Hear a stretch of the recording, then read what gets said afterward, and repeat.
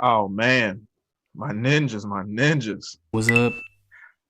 What's going on with you niggas, man? How are you doing? Chilling. Good. Hesh, You? Hesh Boogie, Yes, sir. Hesh Liar, You? Hesh Team Bartholomew Jenkins, Yeah. Jones Third, You? Junior. You? How are you? Good. How's your week been? It's about working, man. Still being super essential out this bitch. Still essential on this Super bitch. essential. Super essential on this bitch. Yesterday was my friend's daughter's first birthday party, so they did one of those like Drive-by. drive-through parades. Yeah. How was it? I mean, it's cool. It's cute. You know, fucking. Cool. She won. She's not gonna remember it, but you know, You're right. You know, Yeah. fucking, You did it. Thankful. They say 1 year old. Yeah. yeah. No, She- but, you know, I mean, she got pictures. She got memories. yeah, no, just mad pictures and they had a police escort and shit, so that was pretty cool. Oh, where? That's cute. That's nice. Yeah, because it's Jesse. So Oh yeah. Okay. Oh, Yeah, okay. yeah. I didn't know that. Mhm. Well, happy birthday to your that's your goddaughter or no? No, his Joe's daughter is Joe. Okay, cool. yeah. But happy But- birthday, just kids. I love kids. Shout out to y'all kids. Yes, what's happening. Babala. What's up? Babaruski. What's up? What going on with you, man? Nothing. Same shit. Been going to work, but not every day. It's kind of like on call, but it's starting. call? Yeah, but it's starting to pick back up because the Pick more, up. yeah, like it's like every week, more people that got laid off is coming back, but they don't have everybody. They only have the people who were there for a certain period of time. Like people who've been there for like 3-4 years. They get their first dibs at everything.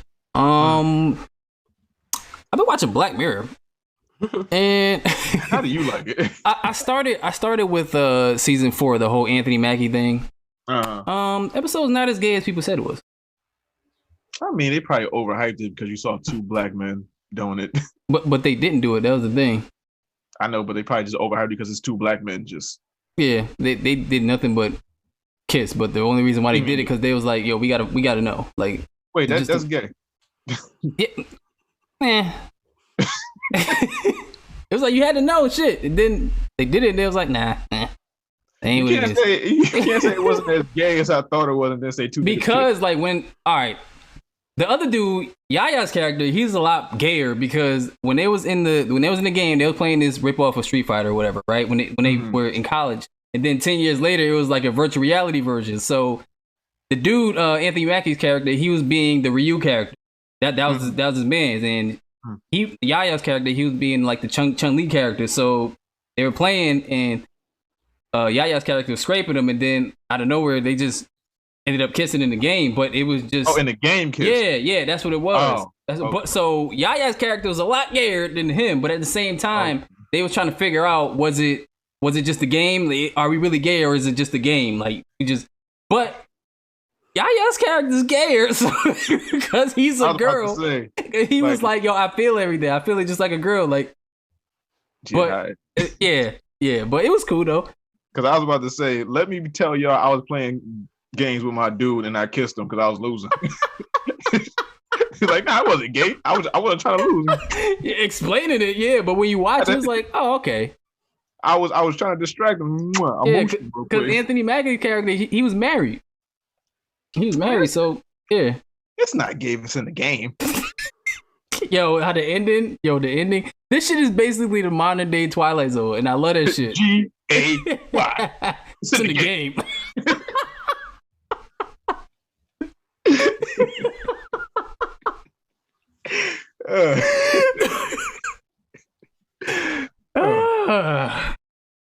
Yeah, but that's what I was doing. Okay, cool. As you good over there? Clip going up. Shit, fuck that. Going up right on my plate. Clipping that. Oh, Nothing else. We're gonna clip that. Yep. Clipping that. The wild shit, I'm clipping.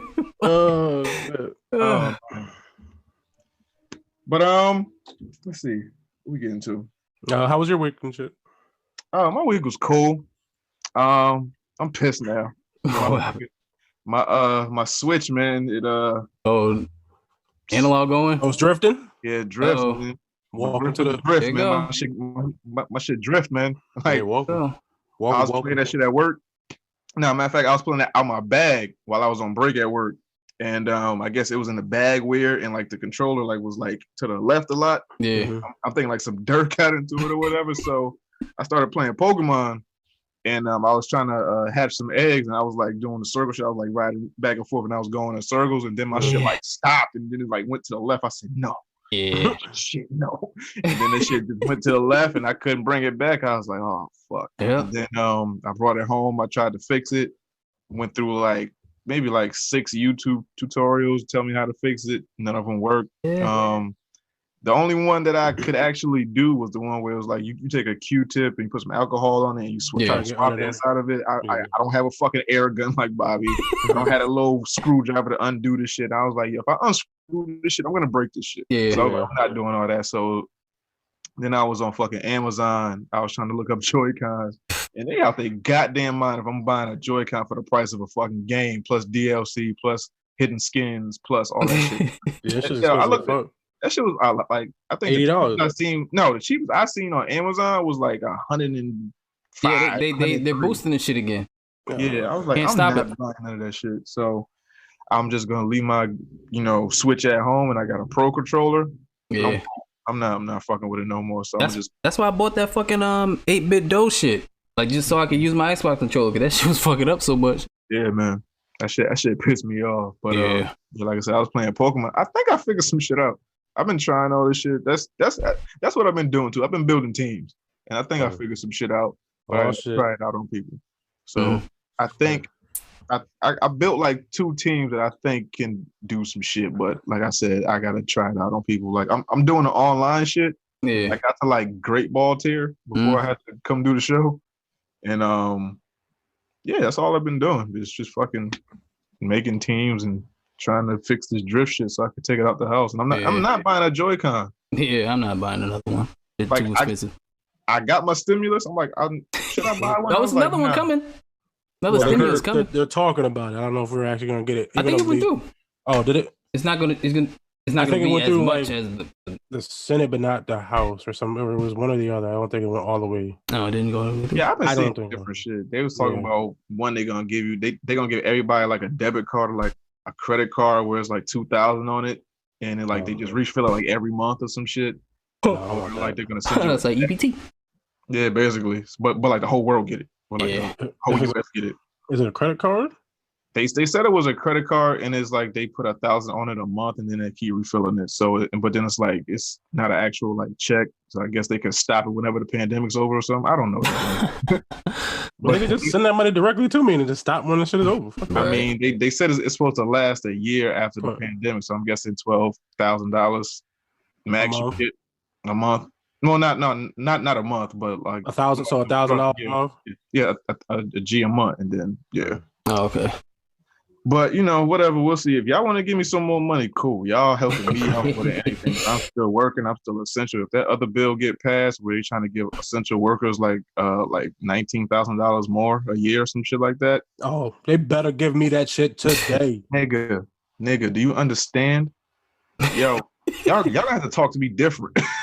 Facts. Because I'm about to act a fucking fool out here. Well, well, they need to pass that shit because I need that. Yeah, and that shit. Like I looked at my bank account like Friday and smiled because I got paid twice. I was like, "Oh, because you got the stimuli." Yeah, I got my stimuli, and then I got paid. I was like, you get hazard pay or no? Huh? No. You get hazard pay or no? Nah. Damn. No. Who pays? Nobody's paying hazard pay. Who pays hazard? They pay hospitals pay hazard pay. Yeah, hospitals because them niggas is dying. There's other places. No, I know. There's other places. Paying hasn't double time. Trickled down to us yet. Yeah, I heard Amazon paying double time. Because niggas are getting sick there too. Yeah, but they getting ready to end that shit. Like they are. Soon First day, like what, Tuesday, Wednesday, something like that. Soon as they can fucking drop it. Yeah, whenever the phase start, that's when they dropping the shit. Well, good last. Yeah. Go out last or whatever. Y'all want to see some money? What about my girl saving all this fucking money? Getting hazard pay. Fucking bastard. They ain't tell me that. Putting that shit away. Nigga, she trying to help y'all out. Yeah, right. Some shit like Save this it for your daughter's future. Hey, that's me doing that. Shit. Listen, we're not gonna open up that can of worms. We're not doing it. Because you are in the house. So what I'm gonna do now? So I'm gonna say SoundCloud. Yep. And then we're gonna read the question. We're gonna move on. All right. So you ready? Yeah. Yep. SoundCloud. iTunes, Google Play, Stitcher, Spotify, YouTube, iHeartRadio, wherever the fuck you get your podcast, we are there. 3ninjaspodcast@gmail.com for any comments, questions, or concerns. If you want your question answered, the Ask a Ninja segment, you can reach us there. That's 3ninjaspodcast@gmail.com. Also, visit our website, 3ninjaspodcast.com, where you can see all of our merch. I appreciate the orders that have been coming through lately. Some of your orders should be going out this week, so be on the lookout for that. Or it might be the corona shit might slow shit down, but it'll be in the mail. You'll get your email saying, "Hey, the shit in the air." You'll get it. Follow us on Spotify and iTunes. Subscribe if you're on Spotify. If you're on iTunes, leave us a rating and review, please. And thank you. It helps with the algorithms. I don't know how to spell algorithm, but I know algorithm is a thing that it helps us with. We got an algorithm.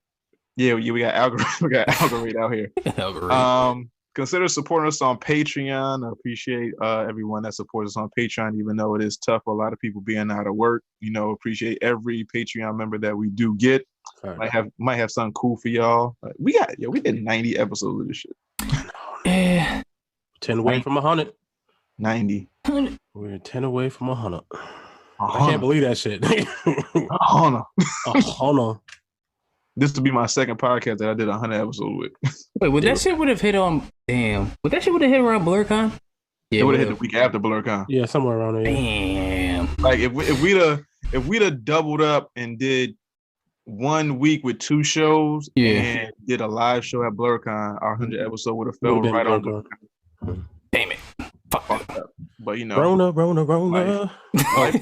Life don't like us like that. Oh, don't forget to cancel y'all fucking Oh yeah, I gotta change my hotel reservation. Where you can't even change it. It's too far out. You have to wait. Yeah, because it's more than 13 months. You can't book it. At least that's what he said in the fucking note. Yeah, but we didn't book at that hotel though. So I don't know. I just canceled the shit because I was like, I don't need it. I'll just get another one. Of course we don't. I'll get another one. Another one next year. Fuck it. Right. Also sign up for our newsletter. You'll get all that cool email shit when we drop a new No Smoke or when we just do something. You'll get it every week, and it's just like, hey, this is what we did this week. Here, have enjoy. So that's it for that. Heshington. Yep. What questions do we have on episode 90?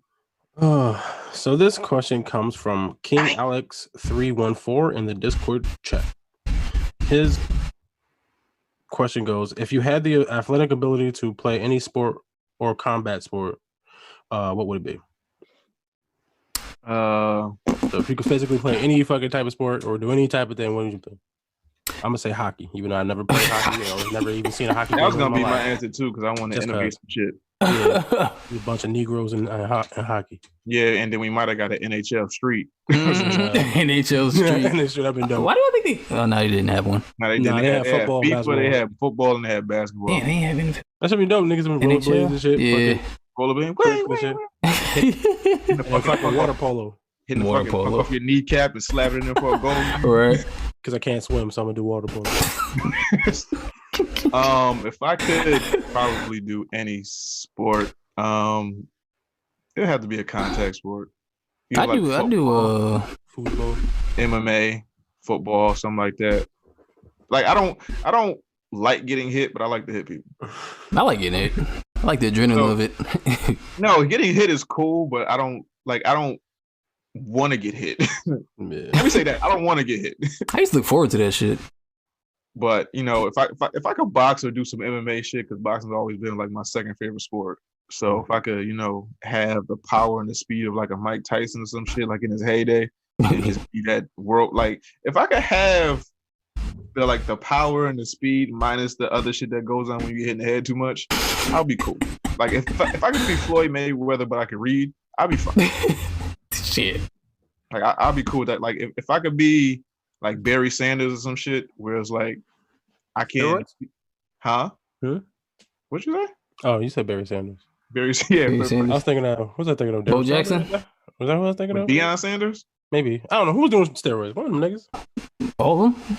All of them? All of them? All right, man. You got me. Gotta be there, nigga. Yeah, if I could be Barry Sanders, widely regarded as one of the best football players ever, and he retired before all that CTE shit took a hold of him and all that. If I could be one of those type of just physical juggernaut ass players that's just that strong and that fast, that agile, that type of head speed and foot speed, I'll be one of them. So either MMA, boxing, or football, I want to say. Curling. No, I had a joke, not punches. Whatever it is, those are. Is curling that shit when you sweep? Yeah, you sweep the shit. You okay, yeah, never mind. Yeah. You might as well just say golf. Shit. I don't know. I'm trying to think of the most ridiculous fucking sports I can think of. Ridiculous. Badminton. I probably would have done football, but I really would have done MMA. I would have done MMA.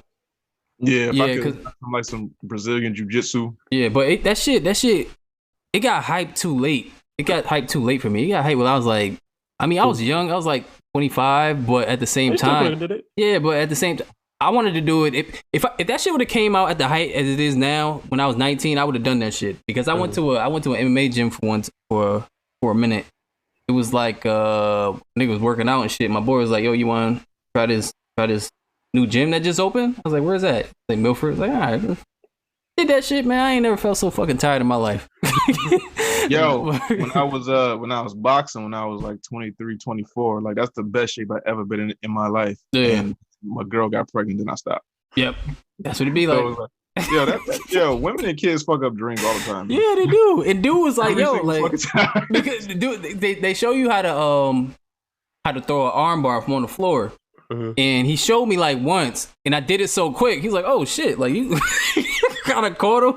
Now, like the funny shit was, I went to this. Matter of fact, I went to a gym in either Norwalk or Westport or something like that, and there was like some like it looked like a real like gym where it was like the heavy bags everywhere, like it looked like rusted and like my type of shit, like Apollo gym and fucking Rocky, just like real like grimy and shit. Like I liked it, and I went in there, and my trainer was a Russian dude named Drago, and and then he had me doing all these techniques. You sound like a skit. Nah, I swear to God, like the nigga name was like Drago. Well, that's what they called him, but his name was like something else. But they called him Vladimir. That nigga's name was like Drago's what they called me. But when I walked in, they said, "This is your trainer, Drago." I said, "Oh, I'm with this shit. Y'all know I love Rocky. I'm with this shit." So I went to like 3 or 4 sessions. One time he made me throw up, and drunk that protein shake, didn't you? Nah, I tried to eat breakfast before I went. Yeah, you don't supposed to do that. I ate breakfast at like 8 o'clock. I had to train at 9 o'clock. By 10:30, I threw all that shit. Yeah, not supposed to do that. And then I went to 4 training sessions, and he was teaching me through all these punches and shit. He was teaching me how to duck, the spacing in your legs and all that shit. He was teaching me mad shit. And then I remember, I'll never forget this shit. Like I remember while I was doing like some punching technique, he was running on a treadmill. I had to do it for like 20 minutes, and he was running while I was doing this shit. So this nigga ran on a treadmill, like mouth closed, just running, going right. Like a real, like, yo, Russians is some of the toughest niggas on earth. So he just going. And then I'm like, yo, he's not breathing. Like he just like into his nose, he just not breathing. And this nigga lets out one. Hey, keep going. Hey. I'm like, yo, this nigga's a machine.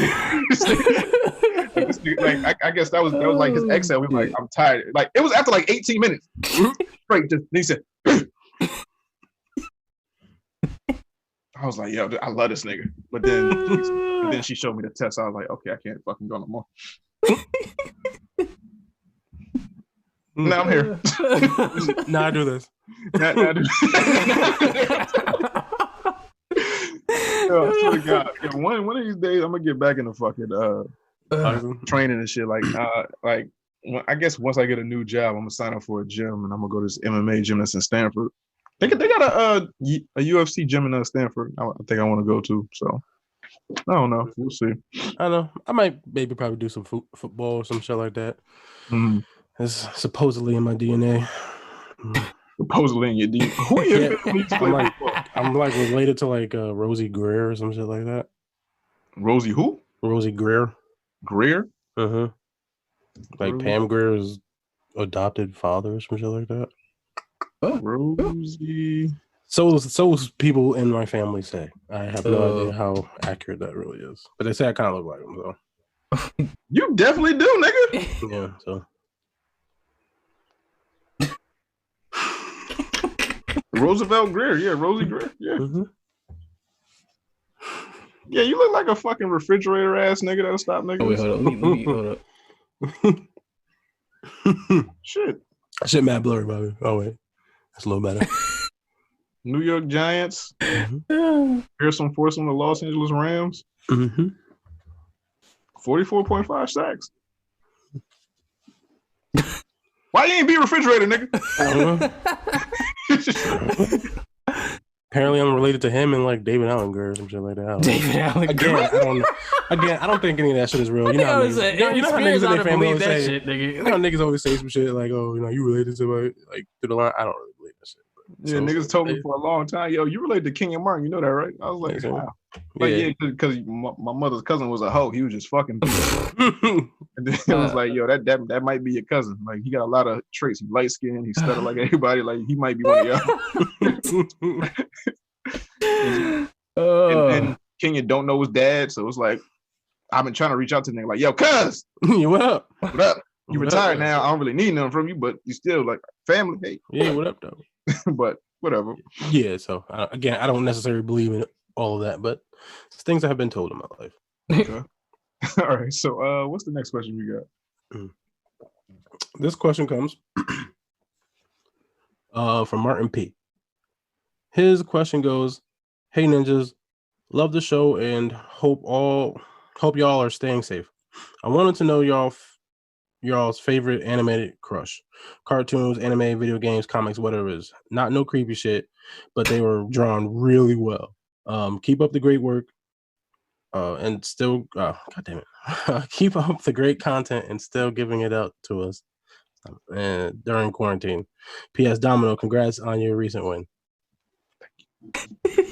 So, who do you want to get nasty with those cartoons? Nasty with. Wait. He specifically said no creepy. Well, but, I mean, yeah. I mean, that's what he means. I mean, kind of, but yeah. I got two. Oh, easy. Lola Rabbit. Yep. That's what I was about to say. Right off the bat. Wait, Lola or Jessica Rabbit? Jessica Rabbit. No. You talking about? Lola Rabbit is an actual bunny. Okay, cool. They drew it. Okay, cool. What the boy shorts is doing it for you? Yeah. You want that content? Yeah, exactly. That dirty snow. That's what you want. Like, yeah, this is a little. You know what I mean? Jessica Rabbit too. So two bunnies. Bunny on bunny. Jessica Rabbit has that thing. What about you, Bob? It was. I would say it was Jessica Rabbit at first, and then came Chun-Li. Fucking legs. Nice. Yeah. I feel like I got too many. You got too many. I feel like I got too many. I might have a problem. This nigga might expose me.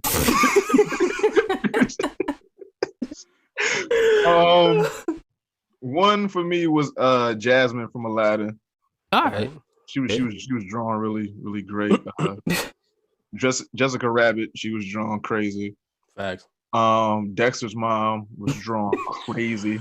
Dexter's mom. I remember when I found out, like, I don't know what I was doing, but like I remember one day I just saw I was watching Dexter and I was like, yo, Dexter geeks, yo.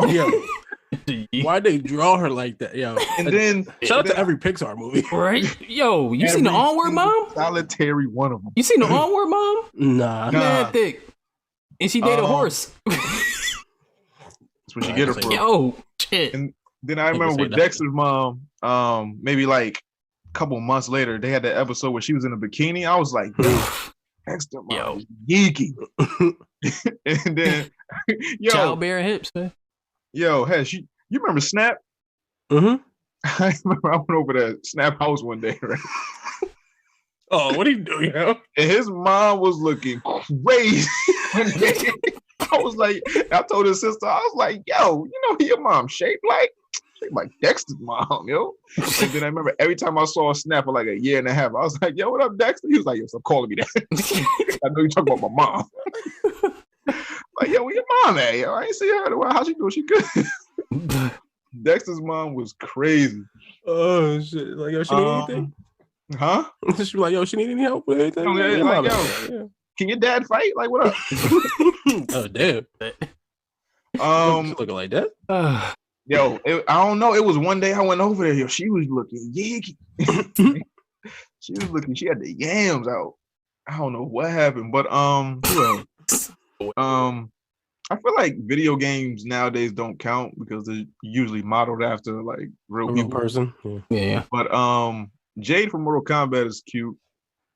Forgot what Resident Evil it is. I think it's Resident Evil 3, 4. The one that was on like PS3 or PS2 or something like that. That's 4. Yeah, Shiva. She was like some black Caribbean chick. Oh, that's 5. 5. That's 5. Her. Shiva from Joe.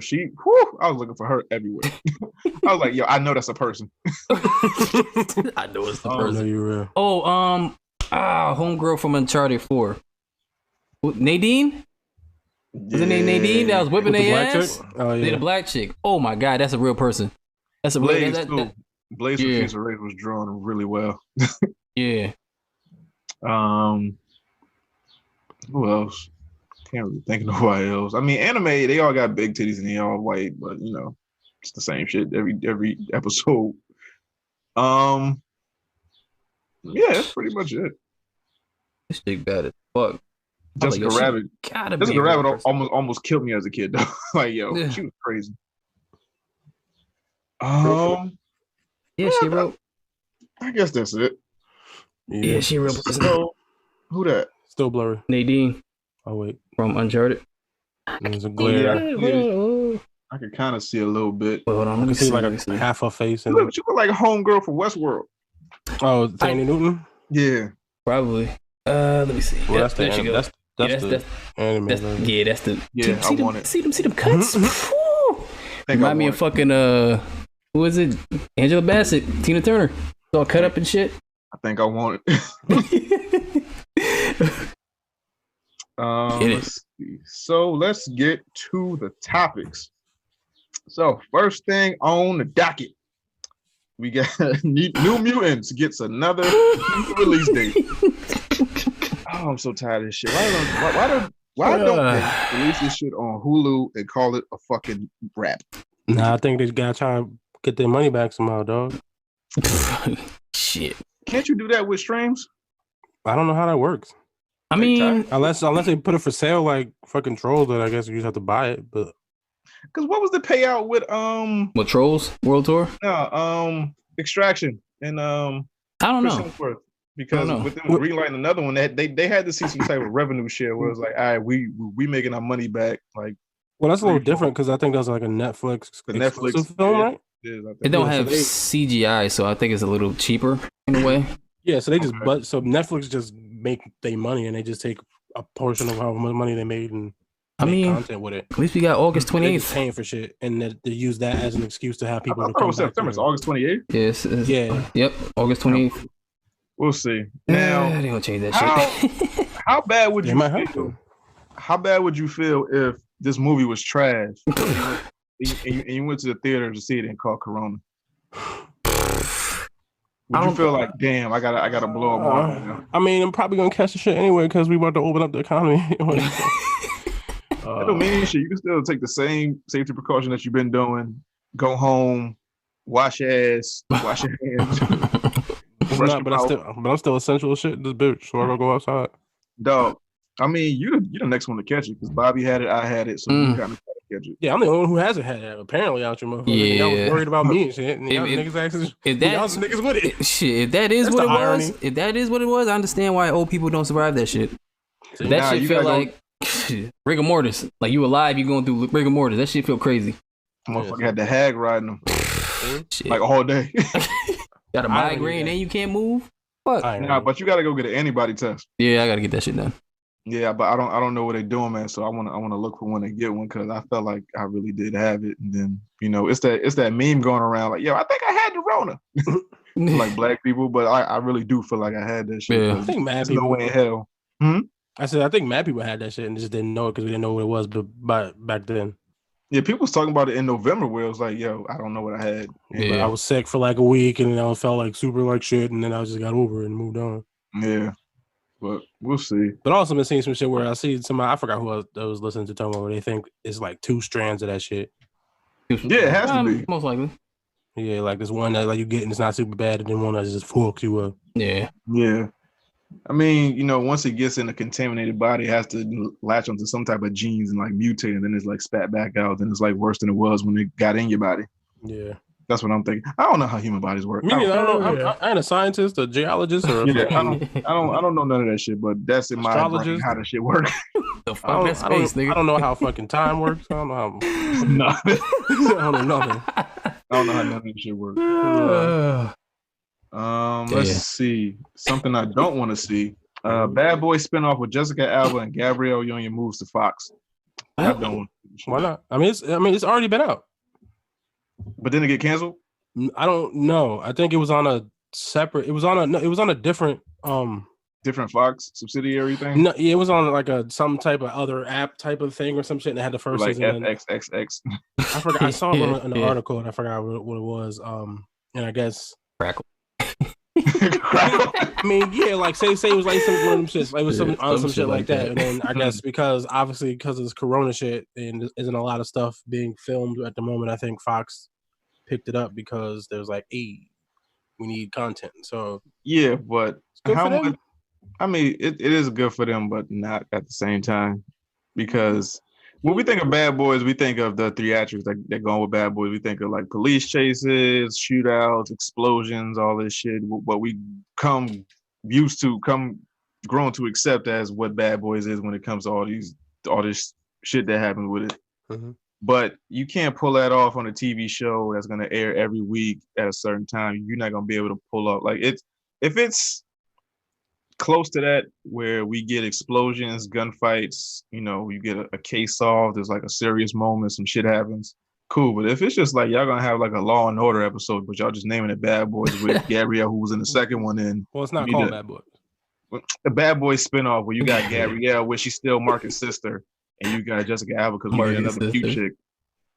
So we need a racially ambiguous chick, and then Gabrielle Union's Marcus' sister, and they're gonna be fighting crime. Mm-hmm. It's a regular ass TV show. I don't know what the problem is. Regular ass. So, but why is it a spinoff of Bad Boys? Well, why would you make a whole separate cop show? Because she's. I mean, I feel like it kind of really is because she's just playing that same character. I haven't watched it, so I have no idea what the fuck's in the show. And if Will and Martin don't make an appearance, it's a fucking flop. First season's off the air. I mean, it's getting the second season already. Huh? Yeah, I think the first season already aired. I think the show been out. I think. Yeah. And then Fox just picked it up because they needed content. So now they're getting the second season. Yeah, Spectrum. That's what it's called. Yeah, Spectrum. Yeah, see what I'm saying. Who the fuck was watching that? Nobody. Spectrum. Who the fuck? What the fuck is the Spectrum? I ain't never heard of that. Niggas with Spectrum. I ain't never heard of on Optimum. What channel was Spectrum? I don't know. 79.3. Cool. All right. How you pronounce this? Studio Ghibli. Ghibli hopes what? Hayato Miyazaki.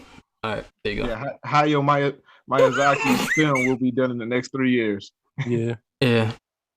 Because he's drawing everything by hand. Well, yeah, they're hand drawn, but it was more than that too. Because they was talking about it. It's like because when he was talking about My Neighbor Totoro, he said that only took him 8 months. Yeah, but I guess only. I know. Hand drawn animation takes a long time because you have to literally draw every frame for movement. So you draw the same thing, slightly a little different until you get the fluid motion. That's why animation takes so fucking long. But I guess the director had retired and he decided to come out of retirement. And they were like, all right, you've done a whole lot of shit. So if you're going to come out of retirement, let's try to do something a little different. Let's try to do something new. So I don't know what exactly it is they're doing. But the animation, they're taking their time. So like it's taking them like a month to get that old thing back. Yes, I think they're like, we're gonna give you a whole lot of money to hopefully try to try something different. So I think they're trying to I don't know why it's taking them way longer, but they took. So if they do a minute a month, at the end of the month they'll get like 12 minutes. They took 3 years for 36 minutes. Yeah, so they're hopefully and another 3 years for 36 minutes. Yeah, they took 3 years for 36 minutes. They do a minute a month. Apparently, so I don't know. So yeah, a month. So that's 3 times 12, and then so hopefully they're saying in another 3 they'll hopefully have it completed to put the film out. I don't know why. I don't know what the actual technique they're doing that makes it so different. This shit better be amazing. I'm hoping. I'm assuming this shit better be. It's gonna be like fluid. This shit better win Grammys, Oscars, Tonys, all that shit. I think what they're doing. I think they up the frames per second, and I think that's what's taking so long. Trying to fill it in 60K. What? Yeah, 60 frames per second. Yeah, fucking ray tracing all that shit. Exactly, ray tracing and fucking hand drawn animations lit. Yeah. Let's see. Rick and Morty fans look to boycott the show after 9/11 and Pearl Harbor jokes. Get the fuck out of here! Really? Yeah. I didn't see the episode, but I read like the jokes kind of. I was like, to me, I was like about Pearl Harbor jokes. And okay, so what were the jokes before I said all right, so from what I read, I guess they were in the ship, they were in a ship, or maybe Rick's ship. They're just in a ship, and they were flying towards 2 like towers, like twin tower things, and they moved past the towers. It's like, oh yeah, we're not like basically like calling into like, oh, we could do like do like a 9/11 things. Like, oh, we're not gonna do that. But Pearl Harbor was all day, and I guess they go to like a harbor or like whatever and bomb a boat or some shit like that. Yeah. And then there was some other, and they made some other reference to that shit. So that's not. I mean, yeah, it's to me, it's really not. Yeah, and it's like, but I can't tell people how to feel. If you lost somebody in 9/11, you know you're sensitive to that. If you one of these, this is America type of niggas, then you know if you feel a type of way about that. In Pearl Harbor, who remembers Pearl Harbor? That was I don't know. When I was born, that shit happened.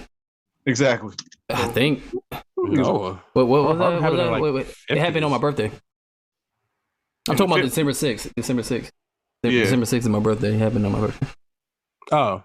Yeah, not the year. I'll be like a fucking mutant then. Yeah. Yeah. I mean, you might be, nigga. You might be like Quagmire. Alien technology, Bobby, you got, man. But nah, I don't know. I never seen a license, nigga. I don't really know. Stupid. As many jokes they have fly, I mean, I understand it, but I mean, that goes back to my thing. Like, you laugh at all this other shit, but when something personally affects you, you just get upset. But that's just some human shit. Yeah, it's human. Personally affect none of you niggas. You ain't that old. Yeah, I mean, that's what I'm saying. Like, who was watching Rick and Morty and say, "Oh, Pearl Harbor"? I think they might be lumping Pearl Harbor in with 9/11. Probably. That's what I think, because we were all alive for 9/11. We were all like, we know somebody that lost somebody probably, or we lost somebody directly. I mean, fucking well, Family Guy did it too in a way. When Lois was running for I think it was government, and then she had no talking point. She was just like 9/11, and everybody was like, yeah. It's like, that's gonna rally everybody up. I can't tell you motherfuckers how to feel, but if that's what you want to, if that's the hill you want to die on, so be it. Whatever y'all want to do. Mm-hmm. Let's see. Greg Weissman. Yep. Says O.J. Simpson helped kill the What? Yeah. They killed Nicole and the gargoyle. Kill Brooklyn, Queens. Greg Weissman says O.J. Simpson helped kill the Gargoyles TV show. Yeah. What happened with OJ and fucking the Gargoyles? The trial. Yeah. The trial was airing. The trial was airing at the same time as when Gargoyle in '94. Yeah. So you know how the trial was a big media like draw for people, like everybody was watching this shit. So instead of watching, give a fuck about that. I mean, if your parents want to watch TV, and if you had one TV, fuck this Gargoyle shit. We're not gonna watch the little flying OJ alligator things. We're gonna fucking watch OJ alligator. I don't see the correlation, but if he says it, then cool. You know, so if everybody's watching the trial, not watching the show. But if you said that OJ killed some shit, I'm liable to believe. So if you say he killed my show and he killed that white girl, hey, if there's one nigga who knows about killing, if the TV show don't fit, you must have quit. Fucked up, OJ. OJ got to bring that back for the culture. Yeah, he's murder. No. Yes, murder. yes, Hesh. I'm curious. I'm trying to figure out what you're saying. He got to try to bring back gargoyles Like we have to tweet OJ this news and be like, "Hey, OJ, you can help us out. You know, since you got away with that shit, can you help us with this shit?" Yeah, at least say you did it. But I want to talk to Samson. Let's see. Gargoyle creator wants him and Jordan Peele to develop a live-action movie. Yeah, Greg Weisman. Will it be a horror movie? Is that why we're getting Jordan Peele? It should be, in a way. I mean, to a certain extent, I think there's definitely. How many horror comedies do we have? Horror comedies? I mean, scary movies. Is that a genre? Horror comedy? It could have been horror. If people watched the fucking Vampire in Brooklyn, but for some reason people don't like it. Com horrors? Fright Night was sort of the second one, but that was mad long ago. I don't know. Horror comedy? I'm sure Chucky, they exist. Sort of. Yeah, Buffy, Chucky. I guess if you want to lump that in there too. Yeah, they exist. Yeah. But do we want to see a live action Gargoyles movie? That'd be cool. If done right. Yeah, basically if done right, CGI is good. We got Thanos, so we get Thanos level CGI on them niggas. Yeah. Or you do some prosthetics. Okay. Practical. That shit look crazy. Right. Yeah, that see how they look Hellboy. See how Hellboy look. Yeah, we see how them niggas look when they get cracked and shit. When they turn the stone during the day, like 5 of them niggas die out of nowhere. Yo, it's my brother on the ground just did. Yo, did them niggas come back to did they turn back to flesh when they died? No, they were just the nighttime. They were just rock and just dead. Yeah. Damn. They were just dead rocks. Okay, they were just dead rocks tumbled up. Earth them. Let's see. The Avatar sequel cost $1 billion. Yeah. A lot of money. Now, the thing with these movies, right? Yeah. Mm-hmm. They always cost a certain amount, but they always expect to make that amount back. Mm-hmm. Do we see Avatar 2 making $1 billion? No. Not particularly. I don't, but I could always be wrong. As a whole? You mean all the sequels they're doing? I mean, no. Well, this Avatar 2. Is Avatar gonna make its money back? I mean, I don't know. Well, they say sequels, so I don't know how many they got. Yeah, I don't know how many they got filmed at the moment. If they got 2 or 3, I could see it. Okay. I think they're doing 2 and 3. So are they doing 2 and 3 at the same time? I think so. So. All right, so if that's spread across the other 2 movies, and they each cost what, $500 million each or something like that, or something. Yeah. I don't know. But if that's spread across both, then I could see them making that money. Yeah, that's different. Yeah. But if it's like $1 billion each, then I don't know about that. And then Avatar 2 and 3, they're coming out not consecutively, but in a reasonable time frame this time. I believe so. They have let me see, because it's 5 movies altogether, and they're filming 4 of them. So let me see. They're all filming right now. They're trying to. So the dates is, let me see. They said it's still on track, even with this COVID shit. They said, let me see, December 22nd, 2023, December 19th, 2025, December 17th, 2027. So one's supposed to come out. One's supposed to come out next year, December 17th, 2021. They're saying that's still on track. So I don't know. I guess this is James Cameron's last ride. If they shot everything and they just doing the graphics on it, then I can see why it can still be on par for the next year release date in December. So I guess most of that movie would be CGI more than anything. Yeah. CGI for shit like that takes all of 2-3 months, and then it's the graphic shit. But it's the graphic shit that take the longest. Where James, right, and James, you always got to use some technology that's not invented. Exactly, you have to make some shit complicate everything. Yeah. Nah, it's invented, but it's just in a top secret NASA fucking it was this shit been here for the longest. My thing is, does anybody really give a fuck about Avatar like that? Not really. It's not that serious. I honestly really think it only made so much money because it was nothing. It was in 3D. Yeah, it was nothing like that. And at the time, the fucking CGI was super crazy. Great. Yeah, I gotta go back and watch that movie. One of y'all niggas be saying this, but because we don't care, don't mean that everybody else don't care. You know, that's fair. Because there's lots of things I care about that people don't care about. Niggas want a Titanic sequel. How the fuck you want to make a Titanic sequel? Everybody dead. Well, explain to me how that works. Now, when you know, let me know. Because he died even though he didn't have to. No, wasn't there a Titanic sequel? I don't know how. I could have swore it was either talked about or there was a Titanic sequel. It was like what they gonna do? Like Jack died in the water. Yeah, what they gonna do? Have a whole thing about somebody being in the water? And then that bitch got old and had kids. Yep. Yeah. Came out in 2010. Fuck that movie. No, it didn't. Yes, it did. I don't believe you. It's an actual sequel to the first one? Yep. It came out in 2010. It was an action adventure movie. It was 130 minutes. Oh, fuck I mean, it was an hour and 30 minutes. Holy shit. What the fuck? Nobody watched this. But it's not this can't be how is it? This was up to date. It was released August 24th, 2010. Directed by Shane Van Dyke. Is it like a sequel to? It's probably not a sequel. It's probably more so like a horror movie, like, oh, it's a cursed ship or something. I don't know. I don't.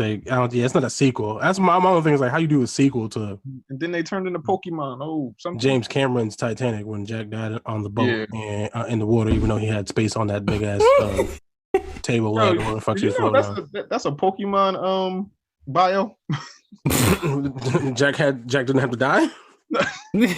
Jack didn't have to die. Nah, one of these Pokemon is like they say that the Pokemon are like ghosts of like passengers that were on a ship that capsized. Word? I swear. Shit. Yo, Pokemon is always so cryptic with this shit, man. God. These people with these Pokemon have body compositions that are mostly identical to SeaWorld. No, that's not it. No, that's not, what the fuck is that? Oh, you're gonna play. Oh, Jellicent is always hanging around fancy cruise ships and tankers, hoping to drag its prey away. Damn. Fishermen are terrified of Jellicent. Is rumored to drag them into the sea and steal their lives. Okay. Damn. All right, Pokemon. Shit. The fate of the ship's crew. The fate of the ships and crew that wander into Jellicent's habitat, all sunken, all lost, all. Okay, never mind. Murdered. So basically, Jellicent murder shit. Yeah. Jellicent use murder. Yep. Jellicent use O.J. Simpson. Use White Bronco. White Bronco. Yeah. Use glove don't fit. Glove don't fit. Use the Chewbacca defense. Word. So let's see. So Bill, we don't know what that entails. It could be across two movies. It could be each movie. Who knows? Yeah. But they got a better chance of making it $5 million each movie, then they make their money back, and then they can do the 5. Yeah. So we'll see. Do you think if the first 2 don't go well, they'll shut down the other 2, or it's like they might. We already too invested? Yeah, it depends on. I guess it depends on what they're actually doing. Like if they film them all, I would assume that they just put them out, right? But if they only do like 2 at a time, then like, oh no, this ain't working. Fuck it. I think it'll get his money back, but I don't think it was gonna be like as big of a deal as it was before. Yeah, because I mean, today movies is tricky. Fucking Venom made $800 million. I mean, is that an indictment against Avatar? Fucking in a way, it's like if Venom can make $800 million, why Venom is tricky though. Well, it's also a superhero property too. So no, but Venom is tricky. Like from jump, Venom was tricky because it was like we want to see Venom, and we want to see Venom so much that we made the movie good in our eyes when it really wasn't. I just think when you tell people, "Oh, it's a Venom movie," it was alright, and then they go watch it, be like, "He was right, it was alright," but it was Venom. I just think Avatar is still on people's mind that it'll recoup whatever the fuck it puts out. Yeah, that's what I'm saying. If Venom can make $800 million, why the fuck couldn't Avatar make? I mean, at least like 600. At least I'll give it 600. And then the trailer's gonna blow you away, so you're gonna have to at least check it out for a little. Yeah. And I'm curious, right? Yeah, you're curious after what, like fucking 25 years, whatever, that long. Yeah, no, this shit came out mad long ago, like 2008 or some shit like that. Damn. Yeah, it was mad long ago. 12 years. Yeah, this has been mad long. We'll see. Percy Jackson series is coming to Disney Plus. You know, when I read that, I read in my head Jet Jackson. Wait, rest in peace, dog. Ah, man, yeah, he did pass away. What's Percy Jackson? What's Percy Jackson? I'm drawing a blank. What's Percy Jackson? It's Brandon T. Jackson? Yeah, he had him in it, right? He was in the movies. Clippity clop, he was doing that shit. Was that he was the fake Aquaman? I get. Yeah, he's so. I mean, so there. It's a book series. There's like 4 books or 5 books, and basically, the character is the son of Poseidon. Yeah. Okay. Yeah. So the story is like he's a demigod, and there's a whole Greek world like hidden within our real world. And they did 2 movies that were meh. Yeah. I think the first one was okay, and I don't think I even saw the second one. But the books are pretty good, actually. So I think that these are going to obviously be probably closer to the books. And it's just some things that should be TV shows. Yeah, and I think this works. I think this will work better as a TV show than it does as a movie, just because you can spread the content out and do whatever. But I like the books. The books are actually pretty good, man. People that fuck fish, even in fiction, freak me out. I'm just gonna say that. Like the deep? Huh? Poseidon is not a fish. No, Poseidon is a fish. Poseidon is not a fish. You out there with mad algae, and you just come on land and get this woman just smelling like. He's a Greek god. It depends. It depends. Sometimes they draw Poseidon like a mermaid, and sometimes they don't. He had legs. Like God of War, he has legs. Ariel under the sea, Little Mermaid. Well, he wasn't Poseidon. He was. But you know who that was. Who the fuck that was? Come on, SpongeBob. Ball. Yeah, you remember that one. My eyes. I was watching that the other day. It was funny. Hey, he could transform. He could transform from a fish to a real nigga, and then he's like, "Hey, girl, what up?" A fish to a real nigga. Hey, girl, what up? And dropped the baby in her and dipped. Yep. That's what all these guys do. Like a real nigga does. Yeah. Ooh, gotta go. Let's see. This is a rumor, and an Ahsoka Tano show is in the works.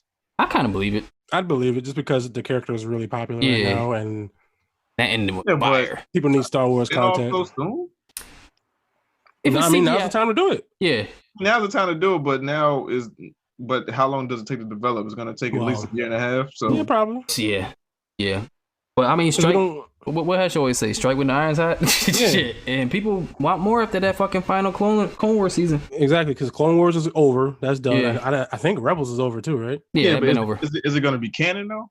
Yeah, all that shit. I would assume so. That's why they got rid of everything. So everything they do now is technically supposed to be canon. That's why they got rid of all the other shit, so they could just like, this is what we're gonna pick and choose what we want, and everything else. So everything that's come out since they wiped everything clean has been canon.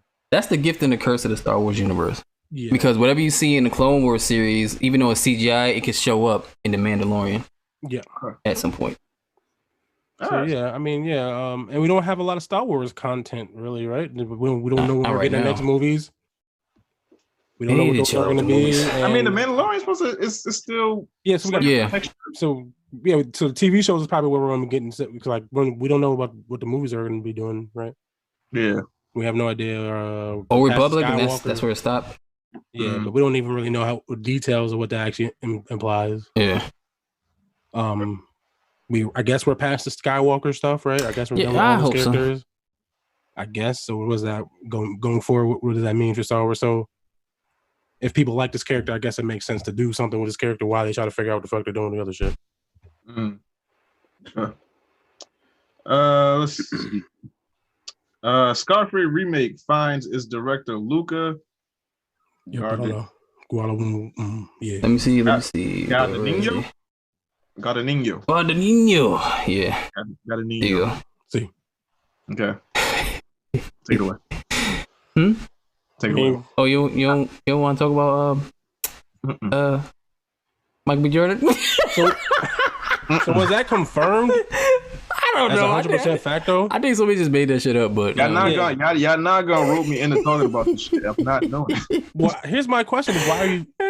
So you should be okay to talk about it because you shouldn't be mad. Because why are you mad? Why are you mad? You trying to rope?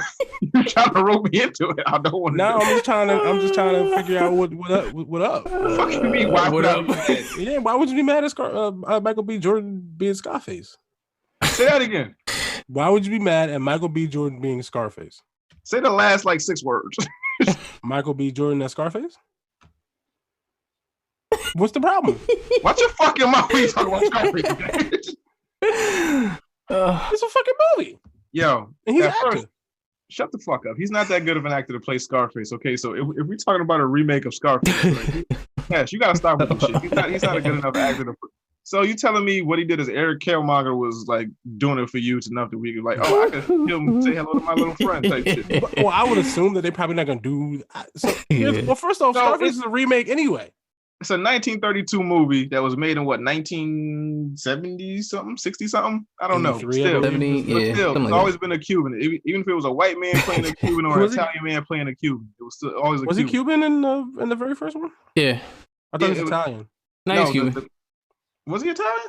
Like, I'm talking about because the Al Pacino one is a remake of another movie. Okay, I'm talking about that one. You might be right. If so, then it's fair. So he was like, that's what I'm saying. He was like an Italian gangster before, and then now he's a Cuban gangster that was played by a white guy. If they remake this thing with Michael B. Jordan as a Dominican, this is Snowfall. He could be, or he could be a Haitian immigrant. We have Snowfall the show. I don't need Snowfall the movie. He could be a Haitian immigrant, but like say, no, he cannot. No, he's not fucking Haitian. Yo, he's not any of those things. Actually, you don't know if he's Haitian or not. He's not Haitian. How do you know? I know he's not Haitian. Yeah, the first one was framed after Al Capone. So yeah. Yeah, so he was Italian. 1932. Fair game, I guess. So then they remade it as a Cuban character. Yeah, white dude playing a Cuban. So they remake it again. I don't need to see this shit with Michael. What's his name? Brian. Actually, like that. Buford. I don't need to see this shit with Michael Buford Jordan. Buford Jordan. Because I watch that shit and love it. No, I'm not, because it's gonna say this. It's gonna show the same old hood tales like a nigga rolls. Hood tales. Yo, it's gonna be the same old beat 'em up, oh, I did this to rise to the top. Oh, I'm a gangster from the hood. I ain't had no dad. I gotta do this. I don't What if he did have a dad? And he still turned out to be a gangster. You still turn out to be the biggest drug dealer in fucking Florida, Miami. Yeah. Dog, you know in your soul that this is stupid. As long as you say, like get the yayo, I'm with it. You trying to fuck with me right now, and I don't like it. Yeah, a little bit. So, but when the I saw a meme first that Bobby had sent. I was like, yo, you made this shit. Don't stop playing. Yo. And then I saw this shit a couple other places. I was like, all right, so Bobby went viral. Cool. Yeah. But then I was like, nah, people actually believe this thing. So yeah, I don't know if it's real or not. Michael B. Jordan is like should never play anything that has to be with like a menacing, evil character like that. First of all, I don't think he can do it. Second of all, he's not. But he's charismatic. And Scarface is charismatic. He was like, he had a lot of pluck.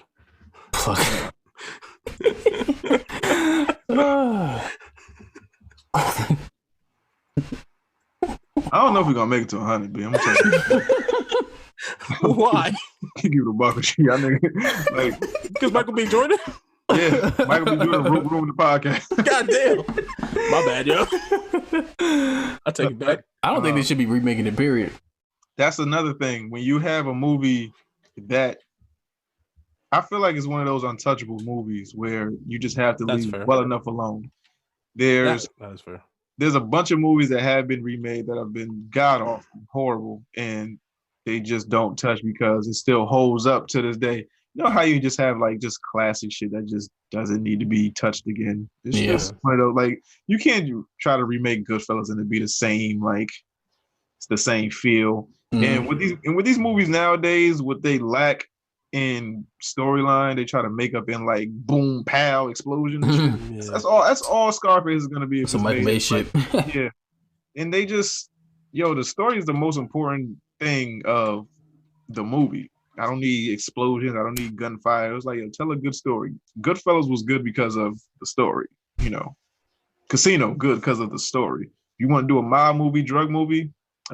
What else is there? Scarface good because of the story.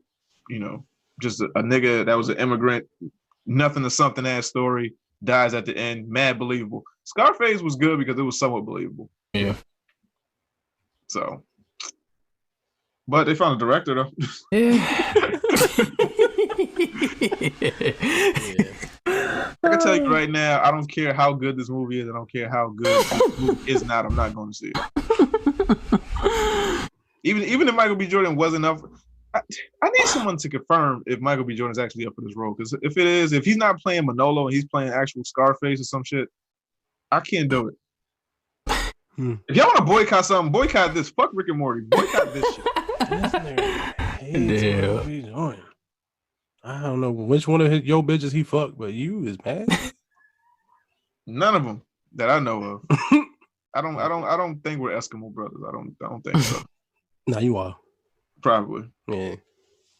But I don't want to see it.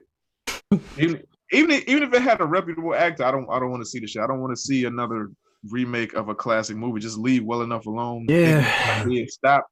I've been saying this shit over 90 episodes. Stop remaking shit.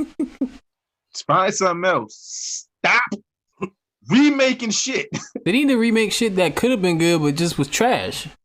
Like, what was that shit with the kid that found the suit in the fucking meteor? Star Kid, some shit? Star Boy? Damn, I know you know what I'm talking about. Kinda, yeah. That shit was kind of. That shit. If that shit was made today, that shit would be crazy. I forgot all about that shit. Yeah, they could remake some shit that people what the fuck is forgot about. That shit gonna get me crazy. Remake Page Master. I don't know.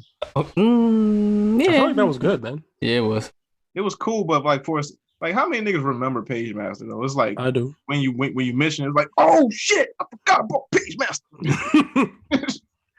But I feel like people still watch Scarface to this day. It's on Netflix right now, so it's not. I don't want it. It was Star Kid. That's what it was. That's my closing comment. I don't want it. That's fair. I understand. I wish I could put text on the screen. I don't want it. I does not want it. Can I put text on the screen? You might be able to, niggas. The future. We in 2021. Yo, this robot look crazy in Star Kid. I don't know if it's actually across the screen, but I can see it. So I don't want it. I see it. I don't know if it actually shows up. I see it. I don't know, but cool. Just so it's there, just so you know. Oh damn. All right, well, this is what it is. You type us up, Bells? Yep. Michael Buford Jordan. Scarface. That's Scarface. I don't want it. Michael Buford Jordan. Michael Buford. I have to be some simple shit too, like Brad. I think named Buford for now. Fuck him. Buford. And some gaming news. Fucking Tony Hawk, nigga. Tony Hawkins, nigga. Pro Skater 1 and 2 is a remake announced, nigga, that's coming out soon, nigga. That shit is Bakari. Bakari? Yeah. I'm going with Bakari? Yeah, Buford. Buford. Now, fucking Tony Hawk, nigga. Tony Hawk. I thought they were gonna come out with a new one. They might. Well, maybe this is. They might after this. Yeah, maybe if this does well, they'll be like, "Oh shit, let's do more." Yeah, they got to. The online aspects. Really they got to the online, the possibilities. Yeah, you can be in the park. Isn't this shit online? I'm gonna get my kick push going. I don't think it supports that many players though. If it is, I don't.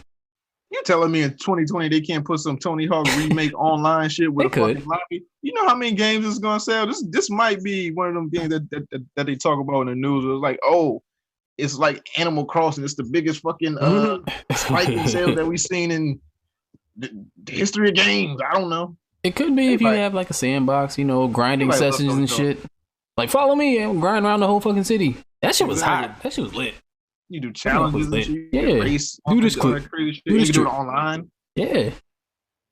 That shit lit. Like online just open up a new world for all these shits that should have been online but really wasn't. They didn't have the infrastructure for that shit back then. Yeah. Use it now. Which one was it with the one with Spider-Man? Was that the first one? That's two?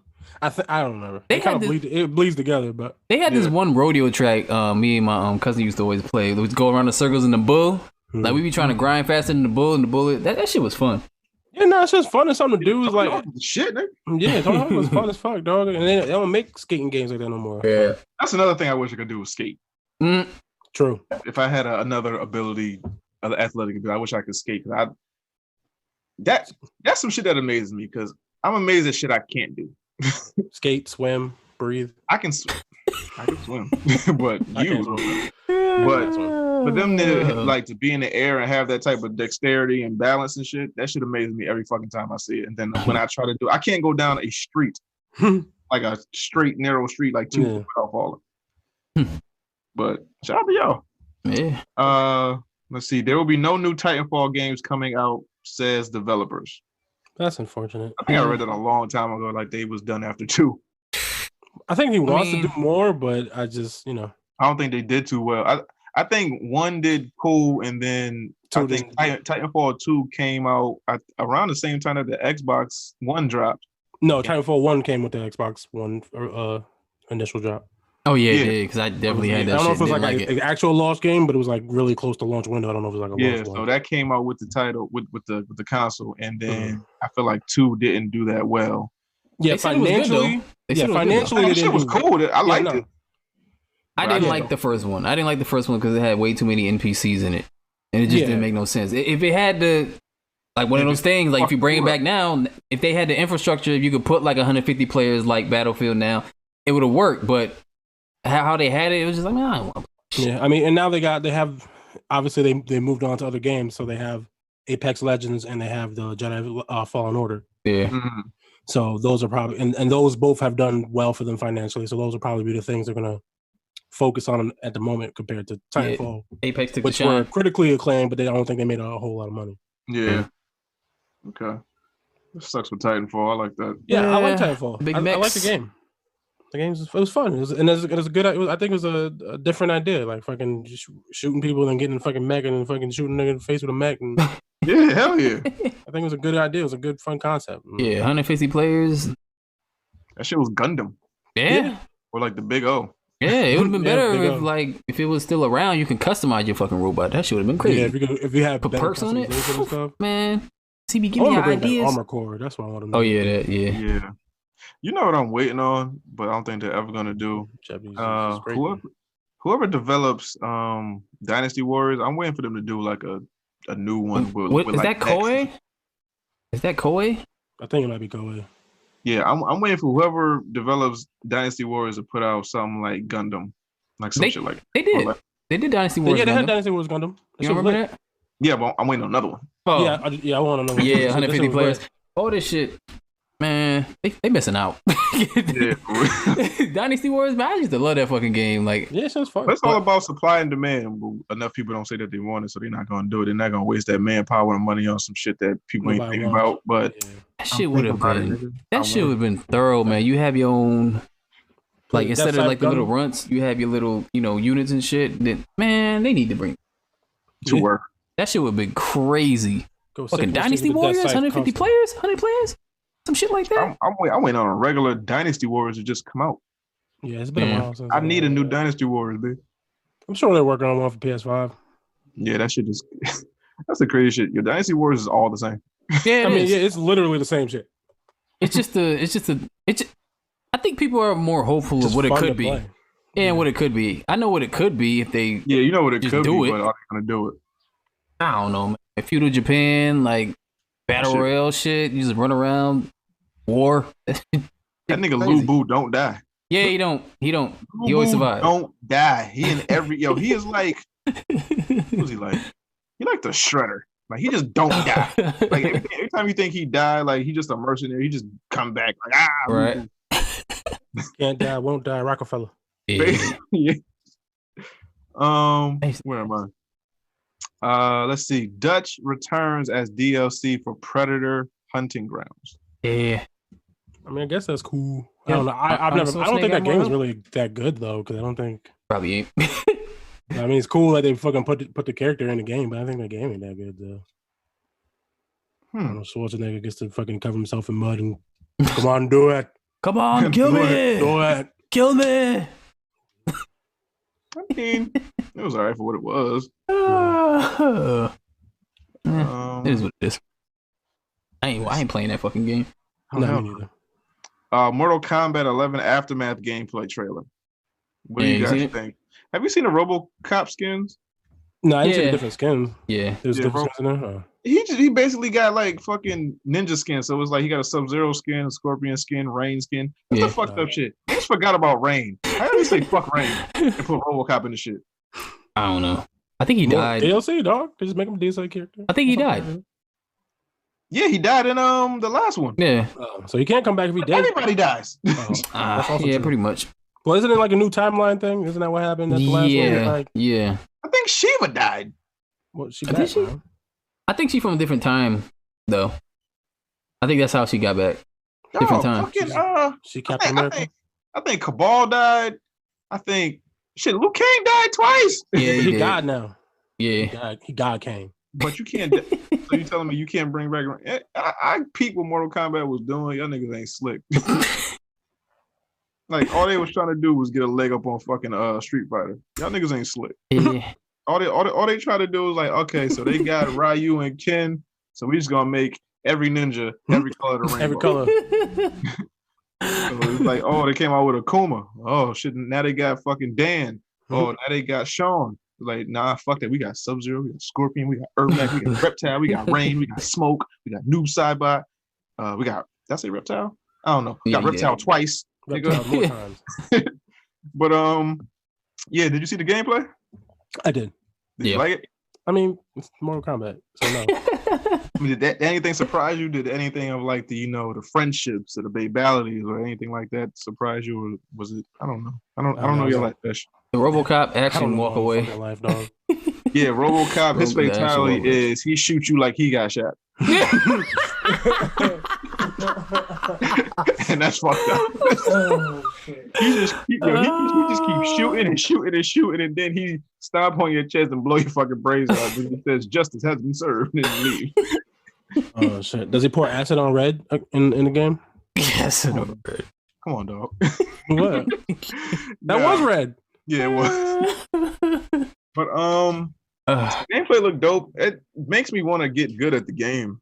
I'm not gonna lie, it makes me want to like actually learn like the combos and do shit and tricks and shit. Because I be like the people I be watching do it, and it look cool when they string all the combos together. Yeah. When they win and when they win by accident, just because they're so damn good, it just makes me want to get good at the game. But I don't think I have the mental fortitude. I do not.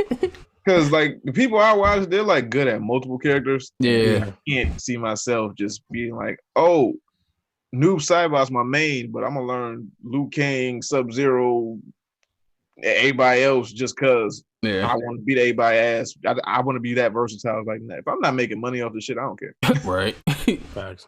I don't see myself doing that. Shit, this is one dude on YouTube. He just random selects anybody and just knows how to play with them. Like, goddamn, like what the fuck? That's what I'm saying. Like, how do you have that? Either like just naturally gifted, or you just had that much time to do it. Crazy. Cool. Whatever floats your boat, man. What's next? What's next? Ghost of Tsushima gameplay. Did you see that? Yes. That should look flavors, kid. Yeah. It's basically the Assassin's Creed game that we fucking wanted. Yep. And niggas refuse to go to Japan and make you like an actual ninja. So it's like, Sucker Punch is like, we'll do it for you. We got it. Yeah, like, y'all niggas want to do it, we got it. Nigga, hold my sake. I got this. Yeah, hold my sake. No, that shit looks dope. I was like, oh shit. Yeah. See the forest and shit. Follow the fox. Yeah, follow foxes and shit. Shrines and shit through the wind to guide you. Yeah. You can stealth assassinate niggas. You just go in there, samurai swinging. Yep. You think it's a game of the year contender? What's coming out? It comes out in like July or some shit. What else is coming out? About it? Yeah, especially with the way Last of Us. Yeah. Well, they're kind of shitting on Last of Us. They shitting on it because of the leaks. Yeah, they saying the leaks ain't so looking good. They said I haven't, because obviously I've been avoiding. Yeah, I'm not looking at that shit. Saw what the leaks were, and I guess they weren't too thrilled. Yeah. But I don't know what that means, and it's different reading something versus like actually like playing the game and experiencing it. So I don't know, but I'm not gonna hold them too hard for that one because it might be better actually playing it. But Ghost of Tsushima look tough though. Facts. I like it. PlayStation Studios brand to launch alongside PS5. Mm-hmm. So what brand is this? It's just what is it? It's basically like it's just a brand. That's all it is. It's just like, I guess when the game comes on, you'll see the PlayStation Studios logo. Oh, okay. That's what it is. It's kind of like I think it's running in favor of the whole. You remember how we was talking about PlayStation's they started this unit to make their games into movies and shit like that. I think that goes hand in hand with this. Okay. I feel like this shit goes hand in hand. PlayStation Studios, I'm with it. Cool. Yeah, they made the logo just like fucking Marvel shit. You see the X circle square shit, and then you see Ratchet and Clank and God of War and shit like that. Oh. Yeah, they made that cinematic thingy. Yeah. What's PlayStation's? We've talked about this before. What's their mascot? What's their staple? The mascot? They got so many. It used to be Crash Bandicoot. That was their mascot, I think, because he's the one doing dumb shit. It was Tomb Raider, Lara Croft for a minute. Yeah. Yeah, but there's so many. Oh, why do you have so many? Because they got so many classic games. I mean, I guess Nintendo got like 3. Yeah, Mario's like Mario's the guy. It's Mario, Pikachu, and I would say Zelda. Link. Mm. I would throw. Yeah, I would say when you think Nintendo, you would like put. I think Pikachu is creeping up on Mario. I don't know. Mario's got like a strong photo, because this cultural 35, 40 years. I think he jumped over Link though. It's possible. I could see that argument. As Pokemon probably being a bigger franchise than the Legend of Zelda games. Mm-hmm. But I also think there's way more. Actually, I don't know. What, way more Pokemon games than yeah. Zelda? I'm not sure. If there's mad Zelda games though. There is. That's why. But it's mad handheld. We don't have a lot of console games. I don't think that matters. Yeah. Pokemon's still a popular ass game. Yeah. But this fucking Unreal 5 engine, nigga. Yeah, I want that game. Yo, I don't think it was a real game. I think it was just for the demo. But I was like, amazing. Yeah, I was like, whatever this is, I kind of want to play that. But nah, was it a real game? Hold up. I don't know. I think it's literally just a fucking for the tech demo. Like they probably did just do it for a demo. I think they literally did. I better get a trophy for looking at that shit. That shit looked amazing. This shit was beautiful. I was like, damn, the fucking rocks look real-time tech demo. Real lighting effects, all that shit. I was like, yo, this shit looks fucking like. And that bitch jumped out the door and started hang gliding through shit. Yeah, she was like, don't film it now. Yeah, I was like, oh, and then she was running across the shit like. Yo, is this shit in VR? Or am I bugging? Damn, it is a fucking game they just made just to show off. Yeah, just to show off. Yeah. Fuck. Okay. I want to be a real game. You know what? I feel like this was something they were going to reveal at E3, mm-hmm. and it got fucked. I feel like if this could have been in a VR headset, this could have sold a lot of PlayStation 5s before the shit even dropped. But they wasn't going to E3, remember? PlayStation wasn't going to E3. They were doing their own thing. You're right. So, yeah. Damn, Xbox would have been fucked. Now, but I feel like seeing this shit up close, like if you were like the first person view in a VR headset seeing this shit, you'd be like, yeah, but it's like a million niggas around me. Yeah, but to be fair, that it is only a tech demo for the game engine. So like Xbox games can use Unreal 5 too. Yeah, they can. It's not exclusive to play. They just happen to show it on a PlayStation. For them to be the first ones to show it off. Yeah. And it's kind of like, with our interview, it's not who, does it first. It's about who shows it off the best and makes a game for it. Yeah. But, who knows? How they was describing it was crazy. What did it say? A billion triangles fucking and some other shit. I don't know what the fuck you're saying. And how they were moving the light and shit like that. That's that ray tracing. That ray tracing do. He's using words I don't understand. I think Bobby was probably like, he was like, wait, crazy. Hey, this shit look lit. That should look crazy. Luminescence cogitations. I'm kind of tech demos. You can't have shit like that if you're a broke boy. like you gotta have like a 4K TV to get the full experience of that shit. You can't have like a fucking 1080 720p TV expecting to get that shit. Like, come on, bro. Up your game, broke boy. Broke boy. I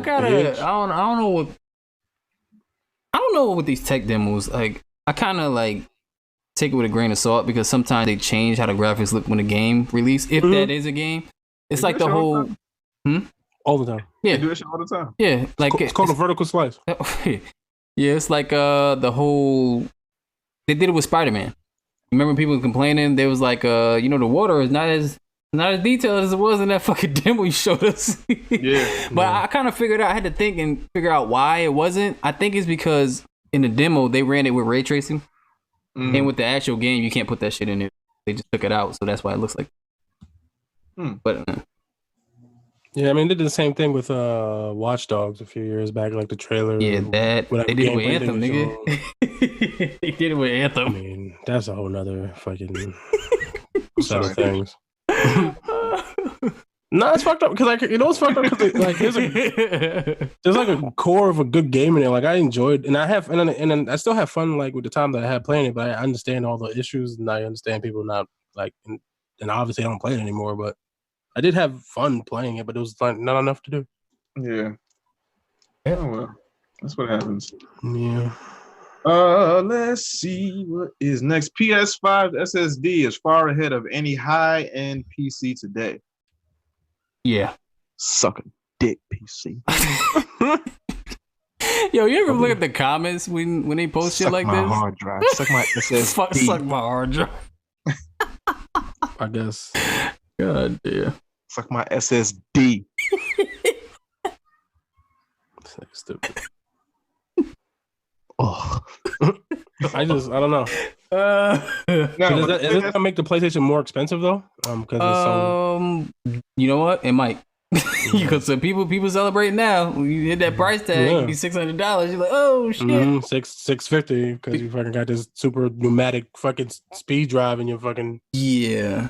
I mean, but we all gonna have one, so it's not like. I mean, and then right. What's the life of the PS5? What's the usual life 6 years? Like 8 years roughly. It's probably gonna stretch out more because they've been doing this like incremental in between upgrade shit, so we might be able to stretch it a little more. Yeah, how shit's going right now, I think this should last longer than the most, unless they got motherfuckers actually looking like a person or some shit like that. But I have a question. Whatever. Do we think that there will ever be a time where consoles will be upgradable? Like they have to be. The parts. They have to be at this point. Because with the whole technology thing, this is what I was talking about when I was talking about building a PC. I almost made a mistake and bought a motherboard that was like lesser than. Mm-hmm. So I needed a motherboard that was like future proof, meaning they got because they got this new system, the PCIe 4.0. That's the new shit. That's why their SSD is so fucking fast, because the motherboard that I bought, it takes M2 drives.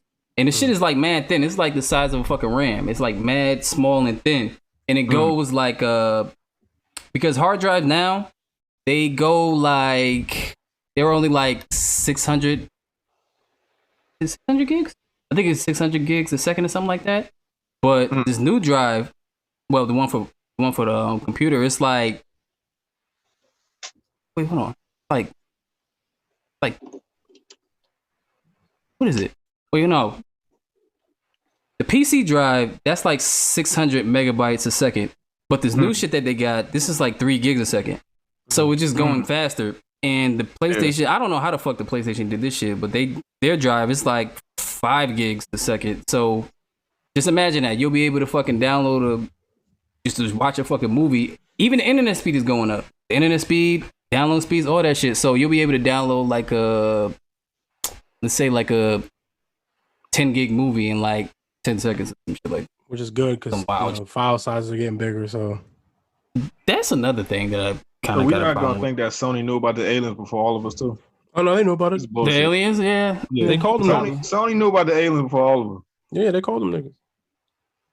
They took us out that fucking Men in Black spaceship. Yeah, technology about to get crazy. That's what this whole 5G tower shit. Yeah. I'm partly convinced that the Xbox, I think, will probably have upgradable features. They just haven't talked about it yet. I think that's why it's shaped like a PC. In my head, I could be wrong. Yeah, I mean, it is shaped like a tower. But you have the option to upgrade. Yeah, I mean, but you have to have it user friendly though, and I don't know if you can do that when it comes to PC parts, because the people that usually put PCs together, they usually know a lot about PCs. If you leave that up to the common fucking consumer, they're gonna break some shit, and then it's like, oh, I had this $500 piece of equipment that I tried to install some shit in, and I need to fix it for $600 here. Yeah, well, I mean, if you make the components proprietary and like it's a plug and play type of thing, like where you sort of eliminate. I mean, plug and play gets tricky though, because you can only have but so many ports. Yeah, plug and play is like how many accessories do we? Well, if you go like pop out something, like okay, this is the hard drive or whatever the fuck. This is the RAM part. Pop this RAM out, and it's like a thing. You just pop it right back in, and now you got more RAM type of shit. Yeah, because in my Xbox, I got two 2 gig hard drives plugged in, and they take up both the USB slots in the back of the Xbox. But I got a wired controller for when I got no batteries in my controllers die. So how the fuck I gotta plug out one game? I gotta plug out one hard drive that might have the game I want to play, and then it's just confusing. I don't know. You gotta have more memory. Yeah, but if it's like an actual component, like a card, like you just like pull out of the actual Xbox and then plug it back and plug a new one into that same spot. Yeah, that's another conversation that's gonna happen. Like this whole disc shit. Yeah, this is pretty much gone at this point. Y'all don't understand. I keep saying this shit. I want hardware. I want physical copies of games. You'll probably still have. That's not the what's the word? The standard. Yeah, it's not the standard. It's not the what everybody wants. But I still want hardware. I want a physical copy of my game. I feel like you'll probably still have that. It's like I feel like Nintendo Switch is kind of ahead with the whole little cartridge thing. Because if you think about it, you can put so much memory on SD cards as it is. So if you can figure out a way to implement that shit into something that little, it might go back to fucking cartridges again. I don't think the game is on the SD card. I think it just like the game is something like I don't know what to call it. Oh, the code? They just fucking with it? Yeah, it's basically all the fucking, because remember on like Pokemon, for example, right? All the data used to be on the actual cartridge. So if the cartridge fucked up, that was it. If you like, all the save data is on the actual Switch now, so you can go put any card or any Pokemon game in it, and it'll still have your save data. It's just you're game. Right. That's probably like the licensing, and you're probably right. It probably does installing. Well, that's another thing. The shit installs in your shit anyway. And I don't think that I don't think that 1 terabyte shit gonna do it. It's not for these new shits. The game ain't even on the cartridge anymore. Because because my daughter got Sword and I got Sword, but if I put her card in my Switch, it's gonna pop up with my save data. Yeah, you right. So it don't like nothing's on the card anymore. So I still want my hardware. I want to go to the store and physically hold my game. I don't know. Yeah, what was you saying the other day? You were saying laptops don't even have CD drives anymore. Yeah, they don't. And shit, I'm building this fucking PC. You can't even find a fucking CD drive. Can't find. That shit is obsolete as fuck. You can buy an external one. I have an external one that I have. Yeah, but I don't feel like going through that trouble. I don't know. It was like $10. It wasn't really. Shit, memory is cheaper than the fucking probably the drive right now. Right. I don't know. And in some DC Marvel news, an actual, I guess, good news. DC Universe's Swamp Thing will move to the CW. So somebody's gonna actually watch it. Yeah. Yeah, maybe this will maybe it'll help them get a second season. Because right now it's just the first season. They just have the rights to air the show on CW. So if enough people watch it, maybe it might be a chance to get a second season. We'll see. But it's cool. Oh yeah, okay. I mean, that's it. There's nothing crazy about that. It's just. You think it's gonna be as violent? It's the same season. They're playing what was on the app on TV now. That's all they're doing. You think they'll keep it as violent though? Yeah, I don't think they're gonna edit it down. I don't think they're gonna edit it. If they do, that's a loss for them. Unless there's cursing in it. I can't remember if there's cursing in it. That would probably be the only thing they'd have to probably edit out, because obviously it's CW and regular TV. But yeah, but shout out to hopefully, do they get a second season if it gets good reviews? I would think so, because I feel like I would think so, because I mean, again, who knows what the actual truth is, but apparently the only reason why the show ended was because of the creative differences stuff. What is that show that was on Lifetime but then got on Netflix and then started going crazy? The serial killer nigga, Joe. Yes. What is it? You? Is it you? No, not you. It's mine or you or something like that. Something like that. I think probably you. I think it is. Is it on Netflix? Yeah, it's you. It's you. Watching it. You. Yeah. So it could have a you effect. Yeah. If it does well enough, it might actually garner another season. But we'll see. Okay. Did we Because they talk didn't about? cancel it because the show was bad. They canceled it because they had creative differences. Yeah. Or so they say. Again, I don't know how true that is, but Yeah, I don't know. Did we talk about Doom Patrol going to HBO Max? Nope. no, but Okay. Doom Patrol going to HBO Max. So, how much longer is DC app? Like, what is the saving grace for the DC app? Is it like the comic books that no one reads, or is it Harley Quinn? Or like Harley what? Quinn? If everything's leaving the DC app, to go the to DC HBO app. Max. So Swamp Thing's going to CW. Doom Patrol's going to HBO Max. We still waiting on Titans. Mm-hmm. Titans might go to somewhere else. We don't know. It might go to HBO. It might go to HBO Max. It might go to I don't know. Anything's possible. If everybody closing up shop and leaving the mall, I ain't fucking staying in the mall. So HBO is Warner Brothers, I guess, right? Yeah. Warner. So so Warner Brothers owns the DC a lot of shit. content. Yeah, they own a lot of shit. Yeah, but So I feel like a lot of people don't have subscriptions to the DC app, so that's why they're using all this shit. I was gonna say, I guess the smartest thing to do would be Give it more visibility. to swap DC Universe into HBO Max, but I don't know if they can do that because of the comic book stuff and some of the other stuff. They might not own all of that, so they might not be able to just transfer it to HBO Max. But yeah, because it's like, well, what's the point of having this if you're just putting it over here on this? I don't know, but I see DC Universe app is a sinking ship and everybody's jumping. Yeah, I mean, it's not jumping if they own it. Like they just made another app. I own it, but if we were trying to compete with Disney Plus and they got Marvel, we could do an app like that. We're just as popular and big. They just own so much shit. Yeah, but it was good shit. I mean, they're getting it both ways. If they got no one paid for the shit. I mean, they're getting it both ways. They can get rid of some of this shit. Wait, hold up. Damn, they own CNN, HBO, Warner Brothers, definitely, Turner Broadcast System, the CW, TNT, Sports Illustrated, didn't know that, Otter Media, Rooster Teeth, New Line Cinema, did not know that, Rooster Teeth? Square Enix Europe, didn't know that. That's why they fired all them people like a few months ago. TBS, AT&T, DC, they own so much shit. What the fuck? What is this? Gamma Vision? I don't know what any of this is. Yeah. Traveler's Tales? I know it's promoting that shit. When it goes on HBO Max, you're gonna know what it is. Yeah, they might as well just group all this shit in one thing. Because I've been trying to figure out for the whole week. Yo, if I have HBO now, this shit gonna merge. And then people they told me it was. Somebody told me it was. I was on Twitter. I said if I have HBO now is the one you pay. The one that you pay for separately. Yeah, I think that one does. Yeah, I was like, I'm good. Or you get it through the cable company. I don't think it does. So you they don't do that. Pay separately. Everybody else who didn't get that, they screwed. So I'm good. That shit gonna switch anyway. So I was like, all right, I'm good. I'm straight. It's just dumb, dog. Yeah. It's too many apps now. It's like fucking. It definitely is. I ain't getting no more. Yeah, I'm done with the shit. Unless I don't know. Yeah, we'll see. Unless they post some shit I really like. Yeah.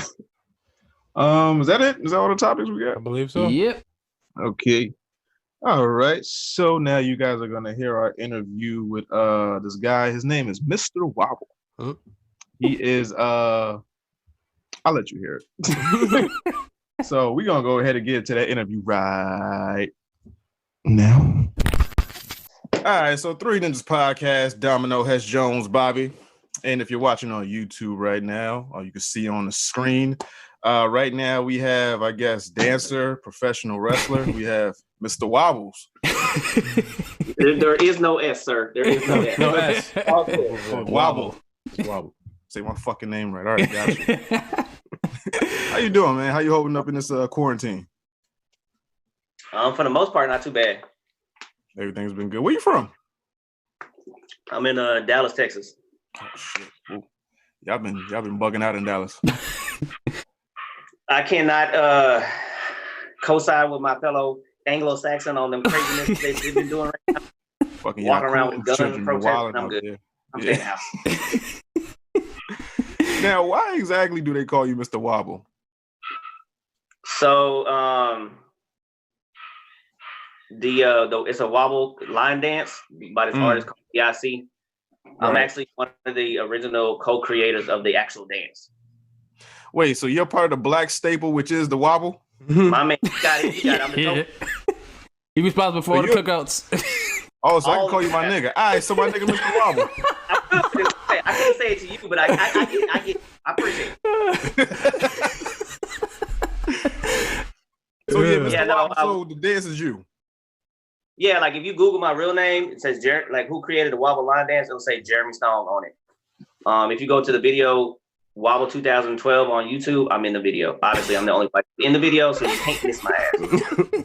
Wow. Now, how many old black women have you had coming up to you say, "Yo, thank you for making my cookout what it is"? Oh shit, quite a few. like, are you actually like known for that? Like around time, like, hey, that's the Wobble dude. Yeah. Everybody knows me as Mr. Wobble. Like working in the clubs back in the day, and doing the videos when we were on tour. I was on tour with the artists or whatever. And everybody referred me like, "Oh, that's the white dude. That's the white one who created the dance." I get the other one is I created the new electric slide for our generation. Yo, that ain't cultural appropriation if I ever heard. You got one of the blackest dances ever created by this man right here.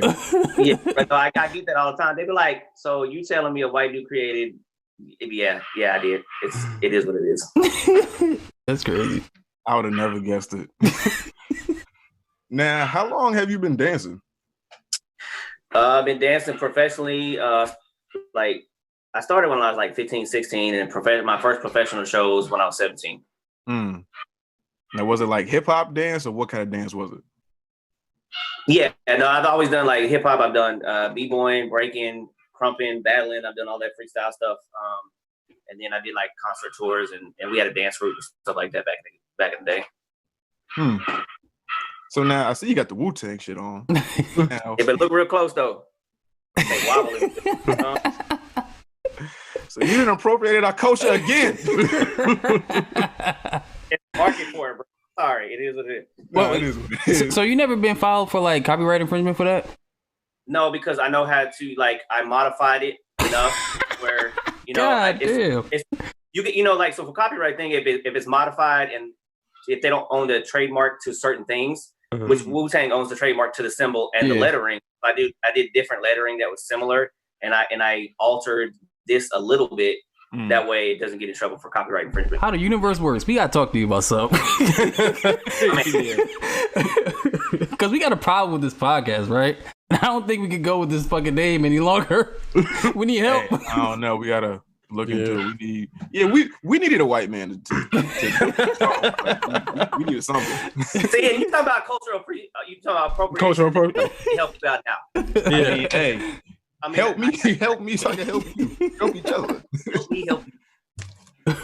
But now, I'm curious, what kind of kid were you in school? Were you like always into hip hop? Were you always like around like the cool kids or like the hip hop kids or like the black? Oh, you're trying to say was that white dude that was the black? Yeah, was you like dude? the white down dude? Funny. Yeah. Huh? Yeah, No. was you like the white down dude that every crew needed? Yeah, no, I wasn't the white dude that had to do rag or the grill or anything like that. I was just Cornrows, nothing. I wasn't Michael Rappaport. He wasn't that motherfucker. Look, I looked like a Backstreet Boy back in the day. Like I had my hair parted down the middle with a chili bowl. I was whack. Like, so I was like kind of a nerd type dude until like I literally started dancing, and then my mom let me real shelter because my brothers was bad as fuck, so they wouldn't let me go anywhere. Mm-hmm. So when I started dancing, I used to always dance in the crib at the house, and finally my friends let me go to this like talent show thing. I just started dancing there, and like an overnight success celebrity type situation. They've never seen a white dude that could actually dance on beat. So like within that same year, like my swag completely changed. I had confidence. Like I started changing the way I was dressing. Like I was all this other good shit. But I was a video game comic book nerd. Like I didn't break my virginity until I was almost 18. So like I was team no hoes, nothing. Team no hoes. I mean, that's how it go when you a nerd and you in the anime and in the comic books and shit like that. So now, what's your favorite series of comic books? Or like, what's your thing? I was Infinity Gauntlet, like the original story. Like I'm a big Thanos geek, Adam Warlock, shit like that. Even before like they started ruining it in the movies, but yeah, we talk about that. But other than that, like I've always been in comic books, video games, obviously, shit like that. anime as of recently, like anime, I'm a big My Hero mark. I love My Hero Academia. Mm-hmm. Did you see the movie? Yeah, both of them. Did you like it? I like the last one that came out. Yeah, I didn't like the first one so much because it was like a weird in between season movie. It was all right, but the one that came out last, the twist at the end really pissed me off. I think you seen it already? The second one, I didn't see the first one. Yeah, I'm talking about the second one at the end, and you're like, man, that's cool. Oh, really? I mean, it's kind of like you expect it. It's kind of like the Goku Vegeta thing, where it's like, all right, we gotta. Okay, all right, that was trash. But, but like, I get it. You know, when you're trying to get like a certain demographic of people, it's like, oh, this is like the shit for kids. It's like, oh, this is very reminiscent of this, that, and the third. I see what My Hero is trying to do, but I don't know if they're actually gonna pull it off though, because I don't know if you could be like Goku Vegeta status or whatever. I mean, they're already doing conventions like that by themselves down here in Texas because it's Funimation is down here in Dallas, so they do all of the English voiceovers are down here for all of Dragon Ball Z and all of My Hero and all that other stuff. So they actually did a convention like they do for Comic-Con and other stuff like that, but it was strictly My Hero, and they did it here for like 3 weekends straight in different locations, and it was fucking huge for the first one. So it's definitely a big team. It's gonna take a while to be like Dragon Ball Z. The first Kamea-Con was down there, right? Mm-hmm. Oh, okay. Damn, I want to go with that shit too. Because if you watch like the original Dragon Ball Z, at the very end it'll say Sony Pictures and whatever, and it says Dallas, Texas, because Sony used to be down here. Oh, all right, that makes sense. Didn't even know that. Be perfect. Learning. Damn, Sony Pictures got mad for the whole mad shit. Yeah. So now, when did the wrestling come into play? I've been wrestling about 3 years. Well, outside of my injury, but 3 years now, give or take. I've always been a big wrestling fan growing up, just like everybody in the world. Wrestling, like can't nobody say they didn't watch wrestling at one point in time. A lot of people fell off because it got real fake, and people didn't like it, and it was like cheesy. And after the Stone Cold Rock era, it was like, oh, this is whack. You know, after they left, I wasn't fucking with it. Yeah. The Attitude Era was awesome, you know what I'm saying? But I've always been a wrestler. I was in a small town back in West Texas where I'm originally from, is Amarillo. They didn't have nowhere to train and nothing like that to even pursue that, so I never even thought about it. So once I started dancing my thing, and it brought me to Dallas, and I did all that for a while. I've always been a wrestling fan. I never not been a wrestling fan. But once I started kind of transitioning down on the dancing tip and started working real heavy in the clubs, somebody introduced me. He was like, hey man, you love wrestling so much. Wait, I know a wrestler that's a bouncer. I was like, okay, some little local here, whatever, dude. And then it was like, no, he's my husband. He wrestles in Japan. I'm like, okay, wait now. And she was like, because if you follow wrestling as WWE big in the United States, New Japan wrestling is big on the completely other side of the world. It's just as big as being that entity. Yeah. And he wrestled for them at the time. And I was like, who's your husband? And she told me his name is Lance Archer, which he wrestles on a show called AEW now, which is on TNT. And that's my original trainer. And that was her husband. I was like, so she introduced me. It's like, oh man, I hear you like wrestling. I'm like, I do. It's like, you want to train? I'm like, there's places like that. Right. He's like, yeah. So he introduced me to some people, and I started training with him. And then, started training at a couple companies here in the DFW while he was at, overseas and stuff. And every time he come back, we'd be training and shit like that. So it just happened. You know what's the crazy thing? Like, we live in Connecticut, right? But I've never been in that fucking WWE building.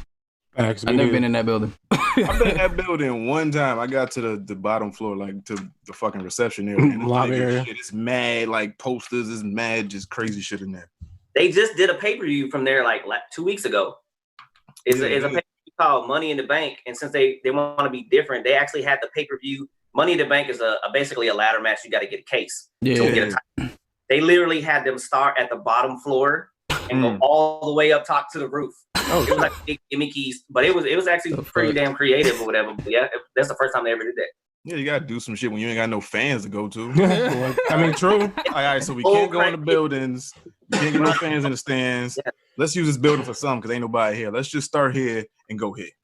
Man, it was so crazy. It's so crazy watching it with no fans. It's like you don't really appreciate stuff when you watch it with the audience until it's not there. Like, oh my God, it's so hard to watch.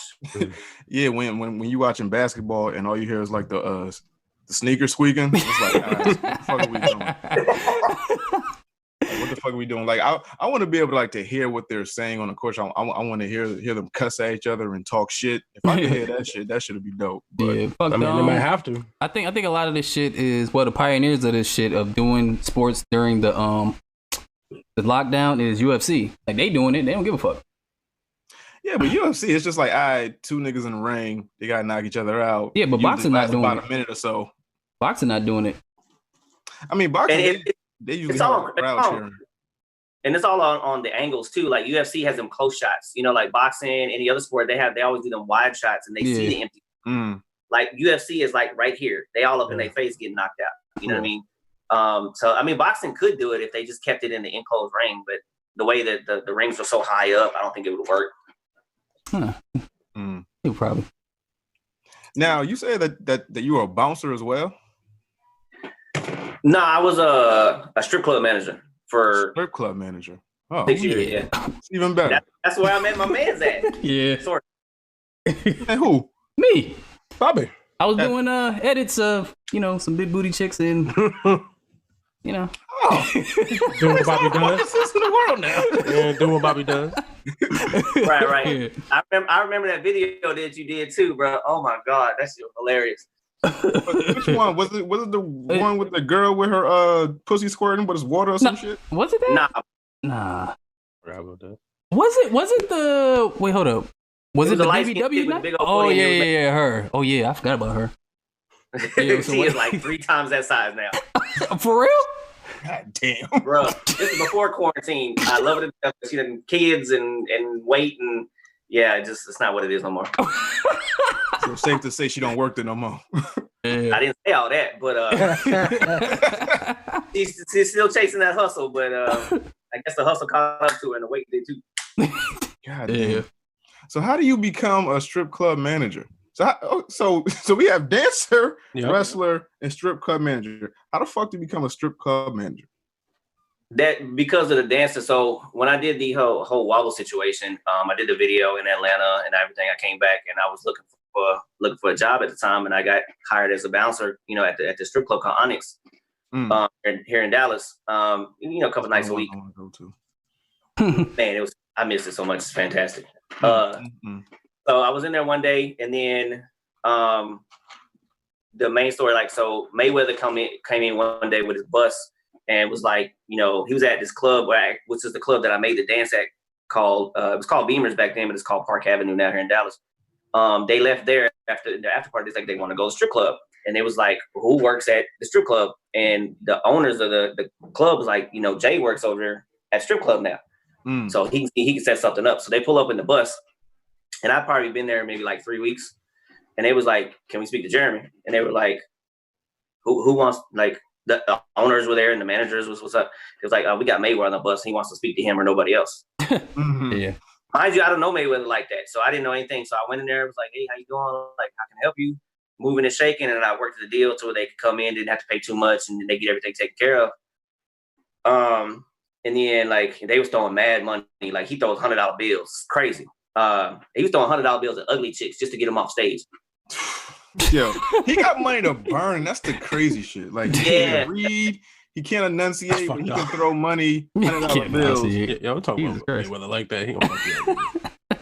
No, if they were bad, he was throwing racks. You know what I'm saying? He's just petty like that. It was hilarious. So, I went to shake his hand, and he bowed to me. And I know, growing up, that as far as an Eastern culture, it's like a respect thing, right? So. Towards the end of the night, he gets ready to leave. I get ready to, he get ready to shake my hand. So I bow back into him, form of respect. And he's like, what you know about that? And I was just like, I grew up around Asian culture too. And I know it's a form of respect. And he said, come take a walk with me. So we went outside, and he hit me on game, and he just he's like, man, I appreciate you treating me like Floyd and not like Mayweather. And I was like, you're just another guy you just have a lot more money than us. A lot of money. You know what I'm saying? It's not any different. I'm not going to, kiss your ass necessarily or treat you bad just because of your reputation. Because, he has a bad reputation for majority. But then I don't want to be a suck up and be too nice with him. And he's like, oh, he's being fake, trying to get money out of me. Yeah. So I just kept it normal, kept it G. And he's like, all right, man, I appreciate that. He's like, And I was like, you're not like an asshole like you perceive to be. And he was like, it's a work for TV. He's like, I'm a family man. I go home, I meditate. I only do this stuff for like to promote a fight or be reality. It's like nobody can beat me. True enough, but he said, but people want to pay to see me lose, but they probably want to see me win. Either way, they're gonna pay to see me. Right. It's a big at the end of the day. I was like, I can respect that. And he was like, you can't have Batman without Joker. Joker never dies, right? Right. So it's like one type of situation. You can't have the villain without the hero and vice versa. So I was like, okay, I appreciate it. And so he ended up tipping me for treating him, like respectful or whatever. And at the time I was homeless. I was literally legit living in my car, which a lot of people didn't know, you know what I'm saying? And with the money that he gave me was enough to be able to get my first apartment. You know what I'm saying? So I hold mad respect for that dude or whatever. And like a week later, the owner came in, the regional manager actually came in. He was like, man, who is this little white kid that knows all these celebrities? Like, that's Jay, whatever. It's like, hey, man, do you ever think about considering to be a manager? I was like, yeah, what's that pay looking like? And then they literally didn't have room for me as a manager, but then they created a position for me in the company. So Rick's is the main RCI, which is the main company. They have like strip clubs in New York. They have Tootsie's in Miami, which is like the largest strip club in the world. They have like 50 clubs. They have restaurants, and they're the only like restaurant chain, strip club chain that's on the stock market. So they ended up creating a position for me for the entire company, which is a marketing manager. So they used to fly me to all the like certain clubs and build their social media, build their events and stuff like that. So like I was like a test run because I knew so many people, and they used my color to the advantage because most of the clubs that I was working with are Onyx. They're all black clubs. So they were seeing a white dude in there to knows how to move and shake with the urban community, and deals, and not afraid to work in that environment or whatever. So I ended up doing that for 6 years. For 6 years? Mm-hmm. Now, what's the weirdest thing you've seen in that 6 years? I felt that was coming. So you get them crazy. Obviously, you get them crazy customers, right? And they got, you always hear crazy customer got crazy fetishes and stuff. I remember, this white dude was like, he paid his dancer to kick him in the nuts all the time. Yeah, they be out there. Yo, fam, but it sounds creepy, but he had a legit reason, which I still whatever, dude. No, it's not creepy because I hear it all the time, but it's just like to go in the club and ask for that. It's like, yo, did you go on like Backpage or something like that, or like, They close that down? So 6 years ago. Yeah, Backpage was popping back then. Yeah, it was. That shit done. Yeah, so the thing was, it was like this dude would come in, kind of weird looking older white dude. Go figure, right? Then he would pay this one dancer to kick him in the nuts all the time. And I remember I was still security at the time. I walked in and I saw her just pow, pow, pow, pow, kicking him. That sounds like an Adam Sandler movie. Like you just go. I'm like, what? And I pulled her off. I was like, what is he doing? I don't deserve you. I was like, I don't care. Hey, just kick the nuts, man. It's not cool. And he's like, no, I asked her for it. I have a medical condition. I'm like, what? Right, here we go. Medical condition, right? What do you got to fixate yourself by getting kicked in the nuts? That's right. So I kicked him out. I just kicked him off. So the next day, him and his wife came. Him and his wife was like, hi, I feel so embarrassed to ask you this. And I'm like, they put out paperwork. So dude had an injury at a job and lost he had all this nerve damage. And to get his thing to work for his wife, he'd have to have extreme trauma or electroshock therapy or whatever. So he couldn't afford that all the time. So he would just come in and pay the girl $200 to smack him in the dick, and it would work just enough. He'd be like, "Oh, gotta go." That's another level of beating off. Oh, so you gotta get it started for him. It was like a jumper cable, give a little jump drive. But yeah, and he would and then it was paperwork and everything. I'm like, all right, man, I guess I'll just look the eye. So he would just pay me $200 every time. He would come in there just to look the other way because I was trying to kill everybody. I was like, all right, whatever, dude. Yo, you know what I'm here for. Oh yeah, I just need 5 minutes. Then he asked me one time though, because she was digging in with her heels, kicking him, and it wouldn't work. He walked up to me, he's like, hey man, do you mind kicking me in this? I said, nah, hell no. Oh, this was before you was a wrestler, but you know. Yeah, he gave me $500 and I kicked him like a field goal. Like, shit. Where did John and all? He's like, oh shit, that was too hard. But hey, what? He never asked me to do that shit again. That was too hard, but did it work? It was like, all right, so you about to go home and do what? Yeah. I'm fucking using my strip club. That's like a Black Mirror episode I just watched. Yeah, it's a Black Mirror ill, man. That's ill. I watched a couple episodes of like the first season that was on Netflix. I haven't gotten to the other one yet. You gotta skip the season 4. Like this shit it's the modern day Twilight Zone. That's what it is. Basically, yeah, that's what I was about to say. It's just like the Twilight Zone. Yeah. Oh my god. Now, what other celebs did you have in your club during that 6-year run? Oh man, like I got a Rolodex like crazy. Kevin Gates before Kevin Gates, and then he blew up. Came like he was just like a local guy just touring to get his music out when he first started coming to the club. I've had Trey Songz, I've had Bishop Don Juan, I've had 50 Cent, Young Thug, Future, T.I.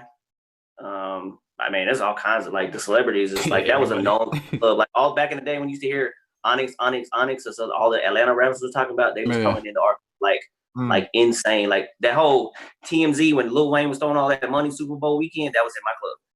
Oh shit. Damn. Yeah. So like that club was known for having all the celebrities. There's this thing up around the clubs called Polathon. It's like a pole event. They used to do it in like Philly and Charlotte, Houston, and Dallas. Like it was a touring pole competition. 50 Cent used to post it all the time, stuff like that. Wow. That's fucking amazing. Right. I'm still getting over the fucking nut kicking story. That's fucking It's like you can't get over it. It's like it's stuck in your mind for like, bro, like like that's some shit that you tell like your kids or your grandkids. Like I used to be a strip club manager, right? And this used to be this one guy. Little kickstop. Kickstop. Literally. Literally. Like that's why I walk with a limp now because I keep Yeah. That's what he needed. That's just why you hit him. Now, another thing I'm amazed about is this Wobble shit. I still can't get over this shit. Now, when it came to creating the Wobble, like what went into it? Was it just like you heard a beat and you was moving and grooving, or like was it a well thought out process? Like what went into creating this dance? So the song is like a couple years older than the actual dance. Right. And the year that so we took a piece of it. Original piece of the dance came from like up there in like Baltimore or something called the Nasty Girl. And the gentleman passed away that, kind of started the dance or whatever. And then we, during the line dance phase, when it was a Cupid Shuffle and Kane Wayne with it, all these dances were coming out. Like up here in Texas, they have like happy hour spots, like daytime parties. And all these old school cats love line dancing and swinging out and, all this type of music. So me and another guy named James Johnson, we were like, yo, like we can make a line dance. Everybody else is making one. So we took bits and pieces of other dancers and put them together.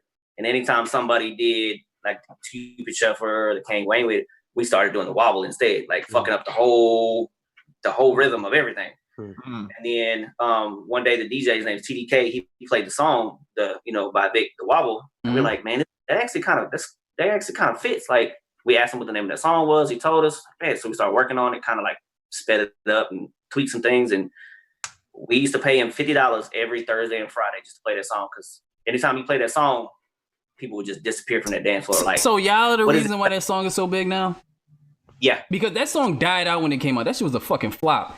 Then, I think a few years down the line, people started playing this shit at cookouts. I was like, this shit? This shit came and went.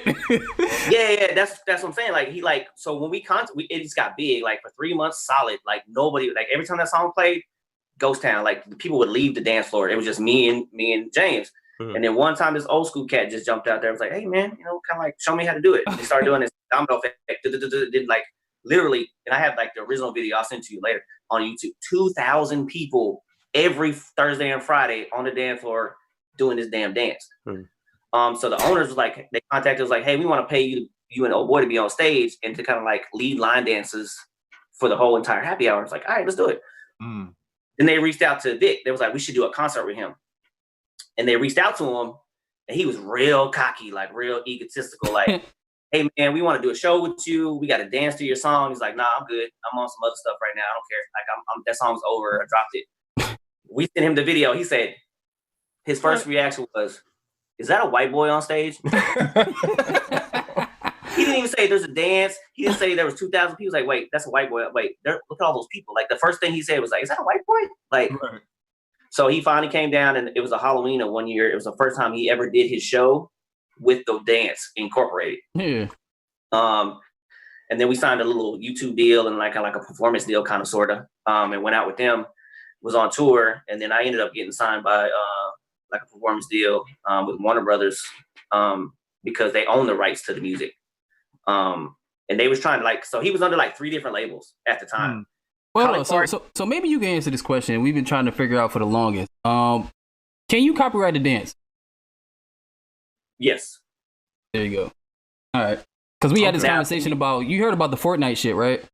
Yes. Yeah, like that was our whole thing. We were trying to figure that shit out for like a week straight. We were trying to figure out for the longest about Block Boy JB and how he can sue Fortnite. But if it was a case where, I guess, Fortnite got into the legal matters before Block Boy was actually able to copyright the dance or something like that, because they took the dance, renamed it something else, and say, "Hey, this is our dance."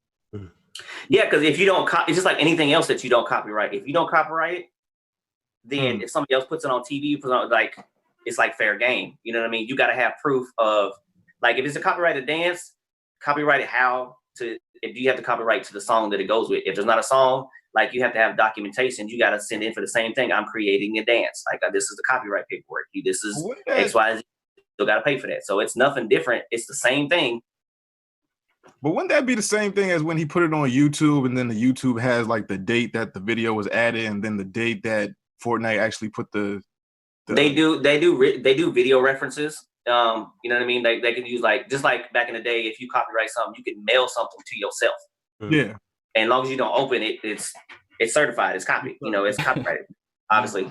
So with dances, like with the video technology, they do timestamps, but depending on who has more money, right? So who's going to win that? Fortnite's going to win that just because they have billions of dollars compared to, Black Boy. So it's one of those things is people are going to try to get credit. Like, it's fucked up that people take shit from them, but it's everybody takes somebody from every day. Like the Dougie, everybody thought it was a West Coast dance that came from Dallas. You know what I'm saying? Like, and they just took it and ran with it. The original artist that sing My Dougie was trying to sue them because they used his dance and he never copyrighted it, so they never got over it. Wow. Dirty motherfuckers. Now, have you tried to recreate that same magic again? Like, have you tried to make up dances again and tried to put them to songs and see if that same thing had happened again? Yeah, we tried. Like, we were on tour with the cat, and then where I was anyway, I did like 17 cities with them, and we signed to Soulja Boy. Say that again. Wasn't VIC signed to Soulja Boy? No, he was signed Collar Park Music. And Yin Yang and all that. Oh, that's SODMG. Soulja Boy shit is SODMG. Okay, gotcha. Collie Park is Bubba Sparks. Yin Yang. Yeah. I don't know. Soulja Boy wasn't signed to Collie Park? Young Jock? Nah. Was Young Jock Collie Park? He might have been. It was a lot of them Atlanta rappers, like them 1 or 2 hit wonder type dudes that were with Collie Park. He was signed under them when we did the video, and Collie Park, someone was like, "Yo, we need this cat. Like, we need him." You know what I mean? Collie Park, cool as hell. But they were owned by 3 different labels. It was like Warner Brothers was the main artist, main label. Yeah. Warner Brothers, and then it was Collie Park, and then there was the original, which is like Firehouse ENT, and then Collie Park dropped him, and then Warner Brothers dropped him. But then they were trying to buy the rights to the music because obviously the Wobble was so fantastic at the time and going up in sales, and they looked it up. That's like, why is this making money all of a sudden? Like, it ain't made money since it came out, and all of a sudden now it's making money. Shit, Warner Brothers is like, Warner Brothers, once you sign with them, they're like the devil. Like, you just signed your deal with the devil. You ain't never gonna get it back. Oh, shit. Yeah, shout out the Prince. They are notorious for not giving anybody stuff back. You have to buy it back at an extreme amount of money, like from the original. So they was like, nah, we're not giving it back. There's no way. And then they reached out to me, and it was like, yo, like, who are you? And what is, it's because of you and this other guy and da-da-da-da. So they signed me to like a little distribution performance deal with them for a while. I was doing like appearances and videos and tours and all this other stuff for actual Warner Brothers. And then he got dropped by everybody. So right.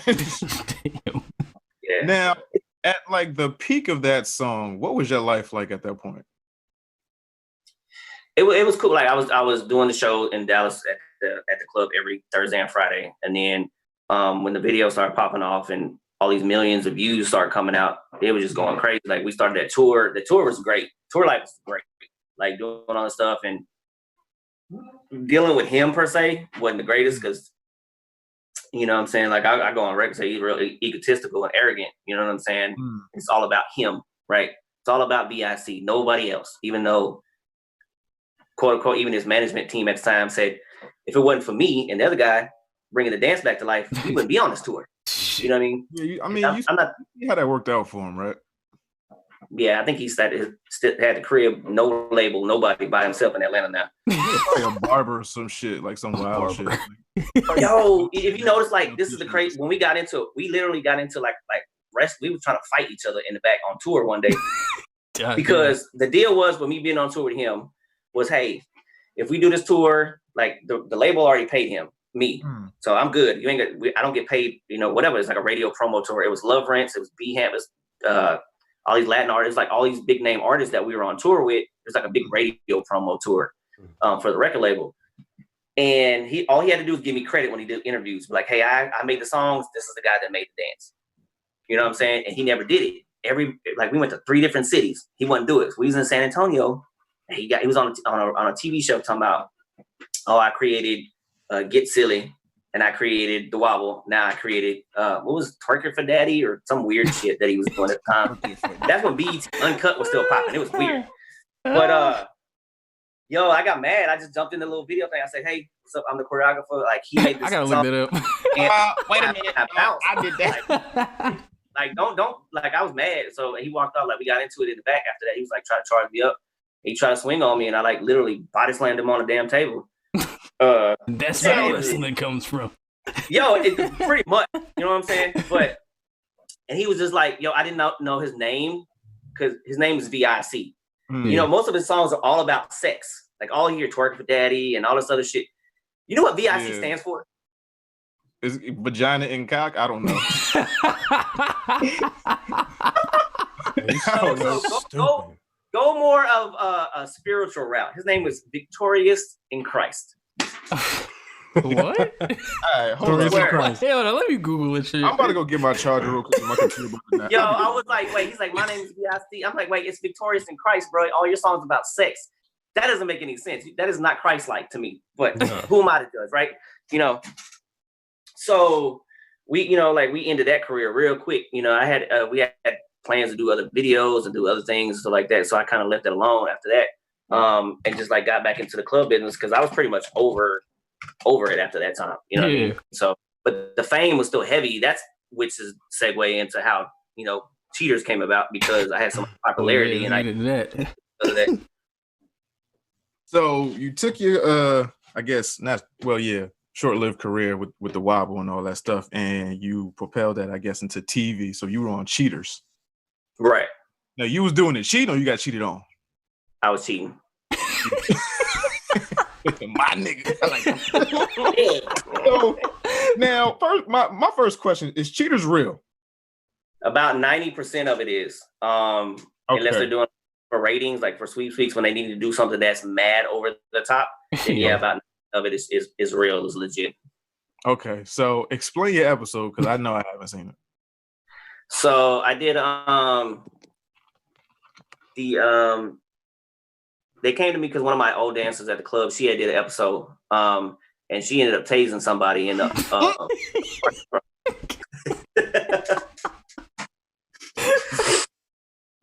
yeah, like she didn't let nobody know she had it, and then she pulled it out. God damn. Scared everybody and they were running. So later down the road, they had said, hey, hold on a second.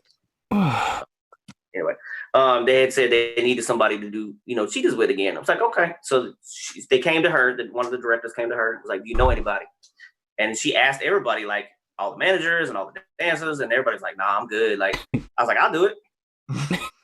So the dude was like, "Hey, pitch. Do you have any ideas? Because we pretty much done everything, that you could think." I was like, "Yeah." I was like, "Y'all always have interracial couples, but you have like a black dude and a busted ass white chick, or a badass white chick and some doughboy. It's like it's never the other way around. I've never seen a white dude and black chicks." And they were like, Now that there's like we've never had that. I said, and for that matter, I'm gonna get some good looking ones too. For that point, so I reached out to some people and see if anybody wanted to do it, and I had some of my homegirls that wanted to do it, and then we shot the episode in Dallas, and I got busted at the American Airlines Center during a Mavericks game.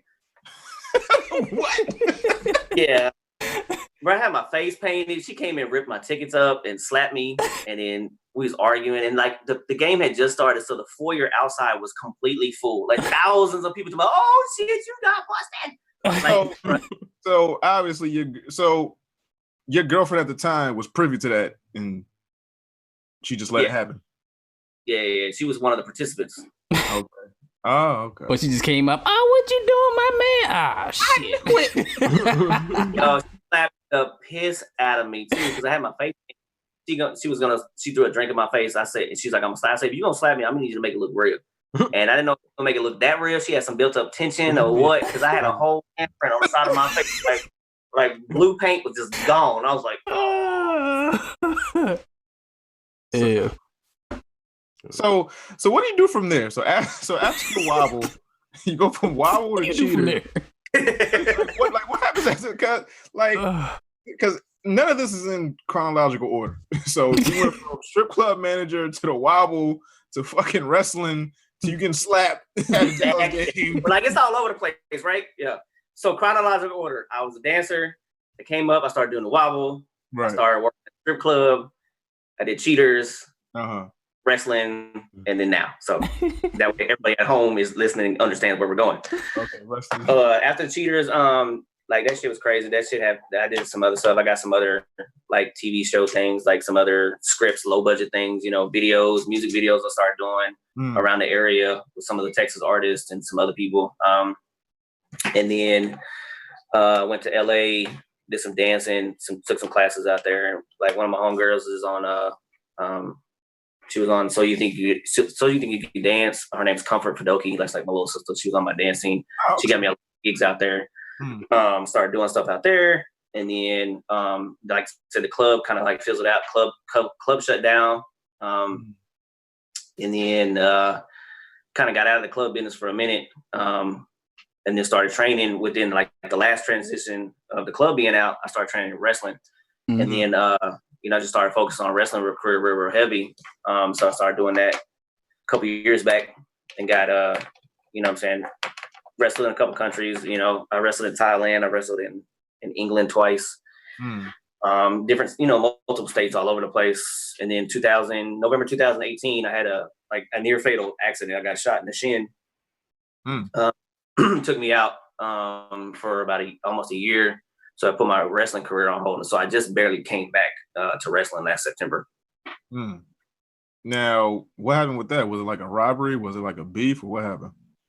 I was doing like a little side security at this little club just to make some extra money. And one of the other employees came in from his other job. He worked at a club in the daytime as a day manager. He had a gun in his backpack. Didn't realize it was still in there. He tossed his bag down, was getting ready for work, discharged. Went off, shot through the bag, shot him in the hand, came out the other side. He flicked it like this. And then I looked, and on the way down, it was like going towards the ground. I turned my foot at the right moment. It hit me right in my shin and fractured my shin in 15 places. It was like a total freak accident type situation. You know what I'm saying? It's like it just discharged and said, pow, pow, pow, and just shot me in the shin.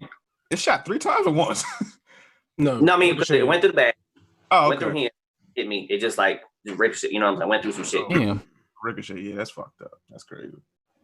So now, so now, were you on like bed rest for like a year, or like what was that year like for you? Was it that was probably one of the hardest, if not the hardest year of my life. Like people say all the time, like it's a serious aspect about mental health, and people touch base on it now. You know what I'm saying? It's one of those things like you don't appreciate things that are gone until you can't do them anymore. Like I couldn't walk, I couldn't shower on my own, I couldn't drive, I couldn't work, I couldn't jump, squat. Had to really learn how to do everything, you know what I'm saying, that I've known my whole entire life. So I was on bed rest. I was in a hospital for like 3 days. I was on bed rest for about 4 months before I could start physical therapy. And then, physical therapy was the worst. Trying to get rotation, trying to get, I lost feeling in my foot and nerve damage and all this other stuff. And I got this metal rod that's in my shin permanently for the rest of my life now. It was definitely hard mentally wise. You know what I'm saying? Like physically wise, yeah, because that was just something that you have to do, like as far as like getting yourself back together. But like the mental aspect of being frustrated, not be able to do certain things. It could be. No, I'm not saying it was as bad as it was. It could have been way worse. I'm blessed that it wasn't like fatal or took my leg off or something like that. Definitely. But I didn't really understand the part of mental health as everybody talks about being depressed until I went through that. And I was going through depression. Like I have PTSD now. Like if I see guns, it's like now I get kind of antsy. You know what I mean? You in Texas? Yeah. Tell me about it. Like that's even worse. You know what I'm saying? Like it's just one of those things. It's like I don't have no problems with guns per se, but when you put a person involved, 9 times out of 10, shit ain't gonna go right. You know what I mean? And the dude that, I don't have no ill will to the dude that, it's done because he's ex-military and he's always safe. It's just, a freak accident, being careless. You know what I mean? So this is one of the things. It was hard. It was tough, and I didn't know what to do until I could actually get back into wrestling. And they was almost saying that I probably would never be able to do it because I was like that close from not walking. Ever again. That was my next question because the things that you love to do, be it dancing and wrestling, require your legs. So was there ever a threat that you couldn't do either again? Yeah, like I had thoughts. Like my mom's was like trying to talk me off the ledge per se. Like you gotta, if you can't do this, if you can't ever do it, you gotta figure out something. Like what are you gonna do? The what if? And I would always keep that in the back of my mind. It's kind of like motivation to like I can't not do this again. You know what I mean? So I started working out every day and started getting back in the gym and just getting better on my mental health. And just slowly but surely, it's like you expect it to happen overnight. You expect it, you jump back up like, oh, I'm good.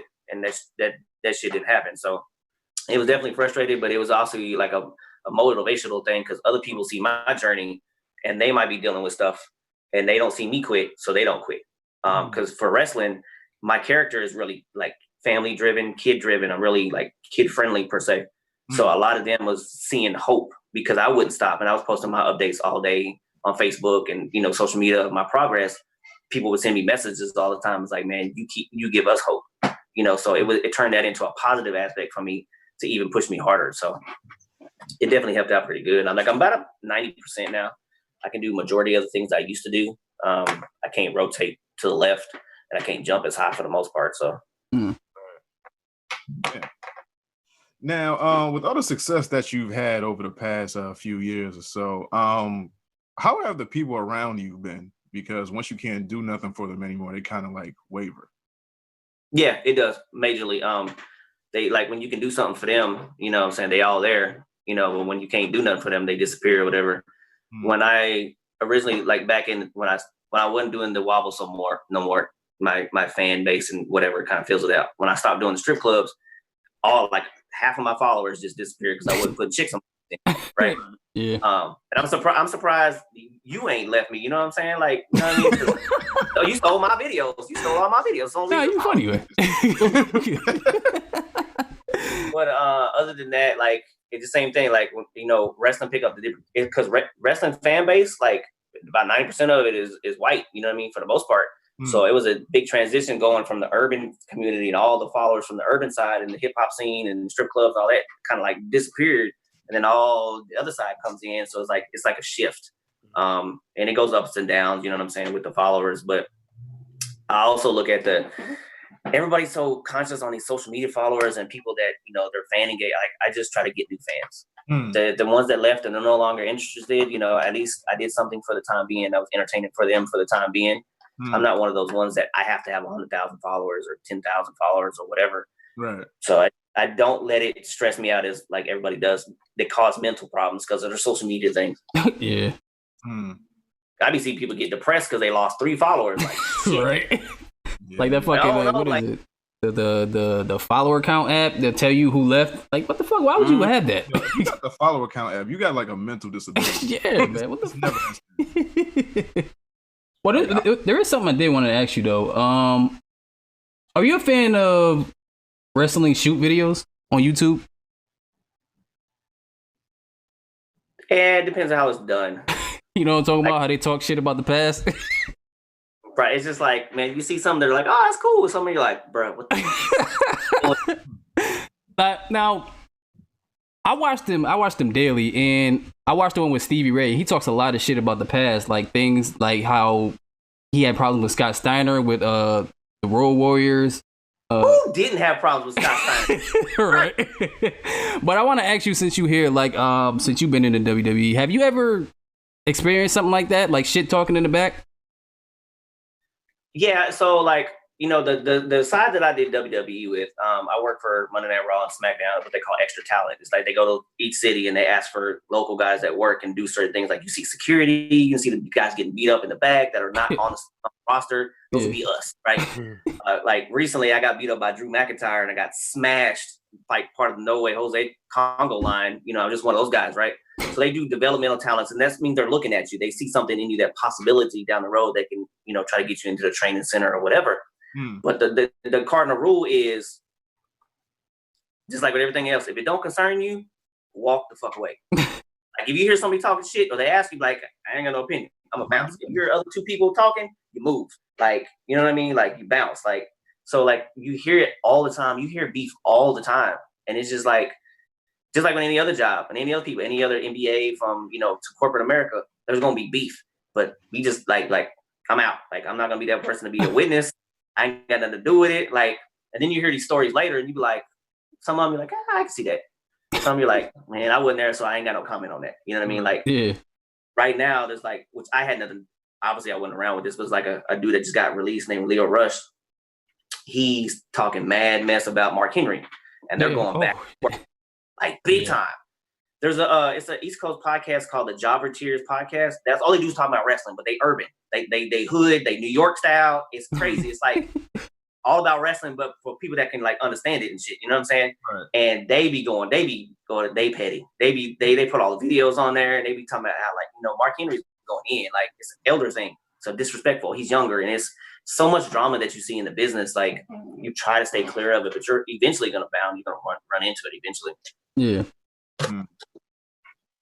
Because like Scott Steiner is, I met him once, and the stuff that happened with him was, it was great. That's all I can say. Yeah, he wasn't. I was just like trying to help calm him down, I guess, for the situation. Yeah. But you know what I mean? Because somebody asked me to help calm him down. I was like, I'm not gonna calm this big dude down. I'm gonna do. So yeah, you'll see it a lot. It's crazy. Yeah. Now, one thing I wanted to ask is, what do your parents think about the life that you've chosen for yourself? So my dad is not a factor. Obviously, he dipped out at a young age. So I mean, he has no say so in that. Shit. I just want to let you know that. Say what? You black as shit. I was just about to say I ain't got no daddy neither. Yeah, it makes sense, right? I got you. But like my mom is super supportive. She asked me at a young age. She was like, "Is this what you want to do?" Like the first conversation we had was like, I've always dated interracially. Like I've never, like legit, I have never been with a white chick ever. Not dating, not sexually, not nothing. Never been attracted to him, even at a young age. My nigga, Mr. Wobble. Third all day, every day. So, but growing up in a small town in like West Texas, like in it's called Amarillo, it's like, you know, segregated as hell. It's country, Texas towns and stuff. And I said, like, legit, I was like, Mom, like, I'm attracted to Hispanic women and black women and stuff like that. She's like, if that's what you want to do, she's like, I support it. Just know you're gonna catch some flack. She's like, you know, if you like who you like, that's up to you. As long as they're a good person, color really doesn't mean anything.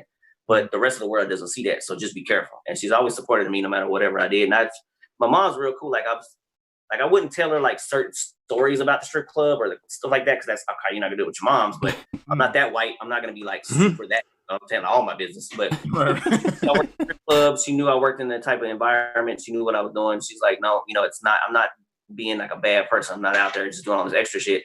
So she was like, if you make a living, you make a living. Like, I support it as long as you're not out here doing anything criminal or anything, you know, it's illegal. Now, what did she say when you got shot, though? Was she like, I knew it? Because the dude that shot me was my best friend. You know what I'm saying? So when I called her, we always had this thing too. My mom said, just anything like super crazy that happens, like called me, and the first thing you say, we had like a code word. She was like, "It's not that serious, but." Well, she said if I started with that conversation, it was serious, but not to worry, right? I was like, hey, it was like it was almost midnight when I called her when it happened. I was like, hey, Ma, it's not that serious, but she's like, you can just hear what happened. I was like, so Lorenzo shot me. Lorenzo. Like, and my mom is like a Christian, like a bona fide church-going, non-cussing woman. She was, what the fuck? Da, da, da, da, da. Like, I was like, nah, he didn't do it on purpose. It was an accident. She was like, I'm gonna kill him. I was like, oh Lord.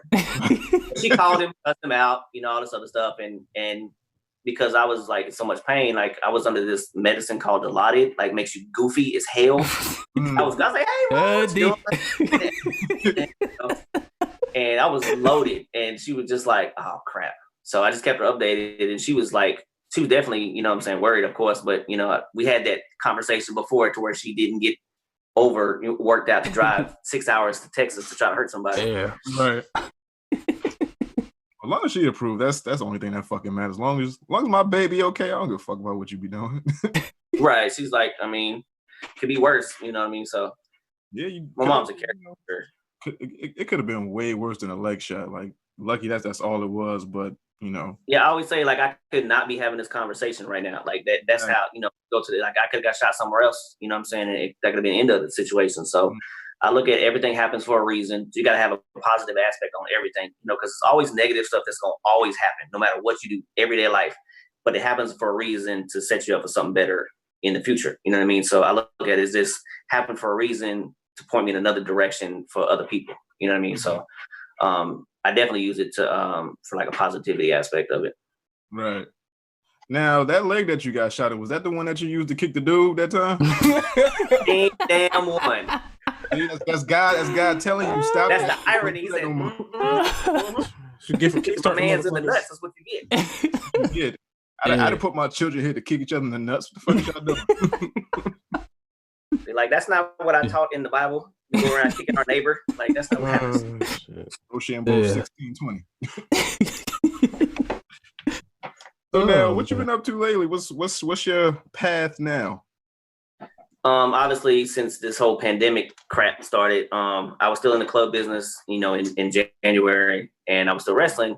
This hit hard, like it shut down all my entertainment, all my money aspect, what I'm saying? So I had to now, as like you said, everything shut down. So what's your, I guess, daily motivation now? How do you stay creative? How do you stay busy? How do you just keep going? For the most, like I do my daily exercises. I listen to like motivational speakers, stuff like that. I'm working. Luckily, I got a job working from home for Amazon right now, so that's fantastic. Like I could, don't have to go anywhere. So I'm fortunate that I have a job. Like a lot of people don't. Yeah. But I could just I use that, like it could be way worse. Like you just said, I always use that scenario. It could be way worse. So turn these negative situations into a positive. Always find a different positive outlook.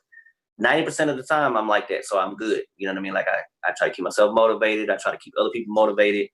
I try to stay off of social media as much because there's so much shit going on negative wise, and Trump's an idiot. And yeah, I said it. White person that said Trump is an idiot, right? But it's also been cool because like I've been able to nurture my relationship with my girl. Like we met each other during this time. And it's been able to where I can focus on her, myself as an individual, as a man, as a boyfriend, and pick up new skills, new hobbies, and new outlooks on life and stuff like that. So I kind of like the fact that this happened. You know what I'm saying? It helped me reshift my focus on myself and building myself. Yeah, it's definitely a blessing in disguise because I see a lot of people taking that same approach to it. It's like, hey, I know it's fucked up right now, but I gotta look at it in some sort of good light where it's like, hey, I'm spending more time with my kids, I'm with my girl. We connected more, this, that, and the third. It's like a beautiful, fucked up blessing. Yeah, it's just like you got to take away. If you take this away, what's really important?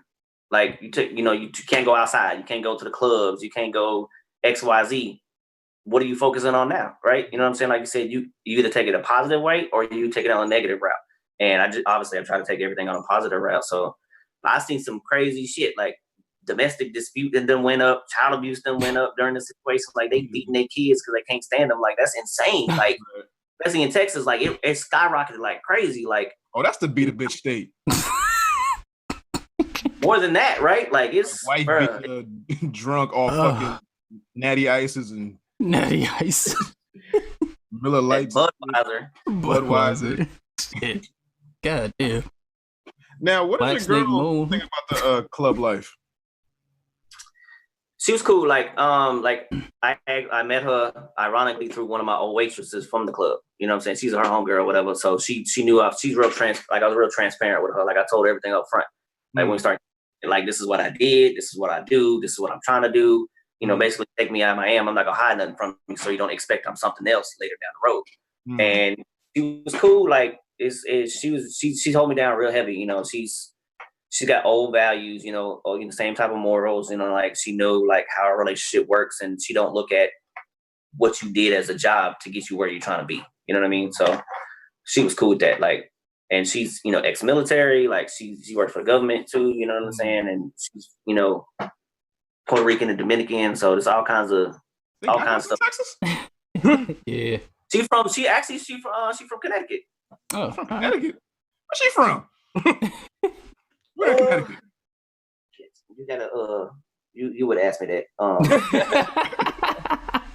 I didn't think Connecticut that big, but it ain't but so many places where you find Dominicans and Puerto Ricans. Waterbury or Fairhaven, one of those. He just said Hartford? Oh, okay. All right, that makes sense. Yep. Okay, yeah. I can see it. Look at you. 6 degree separation. Hey, mommy, hey. It's dope, man. Like, she like these relationships nowadays is whack. Like, everybody complain about relationship problems, right? You know what I mean? So, luckily, I got blessed to find somebody that has the same viewpoint. This, I'm trying to move forward as progress as a relationship. She's done her career thing and she's done that, but she wants to progress as having building a life with a relationship. And that's what I've been looking for a minute. It's just hard to do that in the club system because I work the opposite, 9 to 5. I work 9 p.m. to 5 a.m.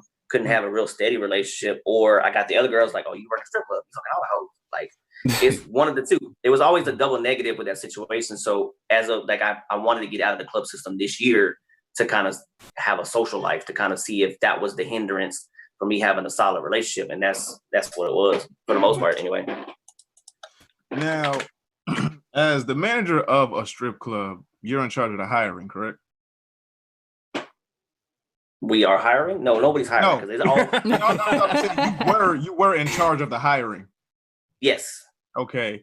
Now, did anyone ever come to audition who was like, nah, you don't need to be doing this? Either you too young or you just aesthetically just nah. Yeah, and I was the one that would be very brutally honest. Like some gear, like chicks would come in, I'd be like, do you really think you'd be a dancer looking like that? You know what I'm saying? But how do you tell somebody, hey, I don't got no other skills, I just know how to shake ass and I need to feed my kids? So it's like coming on an off night or something. So it was like there's all these different variables because like we go to the strip club because the stereotype is you want to go to strip club because that's a fantasy. You can't meet these chicks at Walmart, right? You have to go into the strip club like this. Well, in the South, Walmart is where it is. Atlanta, 4 a.m., 5 a.m. Yeah, I understand. So it was just like, yo, like I get you trying to hustle and trying to, feed your family, and people try to be sympathetic. But like I know that like something's for everybody. Like there's a lot of girls down here too, which is like a new age, is like fat chicks that work in the strip club, or chubby chicks, or what I like to say, they got that little baby fat, that membrane foam mattress. Like if I put my hand in their belly, my hand's still gonna be there. And these motherfuckers like that shit. They like that shit because they know like I can get her. It's a feasible situation, like compared to that ad chick that has 100,000 followers, and if you ain't got 10 grand, you ain't gonna talk to her. Yeah. So it's like a double-edged sword. So we would have BBW nights. BBW nights. Yeah, we had a couple of those. Yeah, like legit, like and it went viral and everything. There's one we had a dude named what's his name, Lil Mike. He was the little short dude, MC. Got picked up by a big bitch. She flipped him, jumped on him, powerbombed him on the stage and started humping him. He disappeared. She was so big, like you couldn't see nothing. Like it was insane. But it's like a market for everybody. But there's a lot of times I would tell chicks like, if they come in, they got to come in looking like it's still an interview. Like you can't go to a regular interview looking busted. So if you come presentable, got your makeup done, looking like you're trying to get a job, I get it, but if you're overweight or you look like this, you look like that, I would literally turn you away, but like, man, this is just not for you. Like, you're a little too heavy for me. You come back and lose a little bit of weight, tone this up. Some girls would get offended, but I would always say, look, you want to max, this is a hustle-based thing. You pay us to work, and then everything else is up to you. Right. So if you take average money, or your average look, you're going to make average money. But if you come looking top-notch and get your body together, get your confidence up, you're going to make more money. So you're going to increase your profits. Do you want to increase your profits or just be average? And a lot of girls were like, I let them down easy there. They're like, okay, I get it. But yeah, like, I mean, you too big, you're looking in this, like your hair not done, your nails not done. Like, I can't have it. Like, you got to sell a fantasy at the end of the day. Now, some managers will hire anything. Yeah, I mean, when you got them hole in the wall clubs, yeah, that and they sucking dick. At the time, I'll be like the hiring manager or the GM or assistant GM. And I'd be like, who is this bitch? Where'd she come from? Who is this? And then I'd have to fire him. Then I have to let him go because I'd be like, yo, you just not a good look for my club. You know what I mean? Because I'd have to, and I was just like, it'd be all the time shit where we had to make like certain managers couldn't hire certain people for that reason. We had this one dude, we used to call him Shallow Hal. Because every girl he saw, he thought was fine, but we saw 100, 200-pound bitch and he saw like 110-pound bitch. Like, like it was insane. He was like, man, she thick. Yeah, she thick in the gut and in the chin. Right? Yo, black people gotta stop that shit. God damn. Yeah. Now, what are like the horrors of running a strip club? Because people think, once you, I'm a manager, I get to see ass for free every night. So what's some of the downsides of being a strip club manager?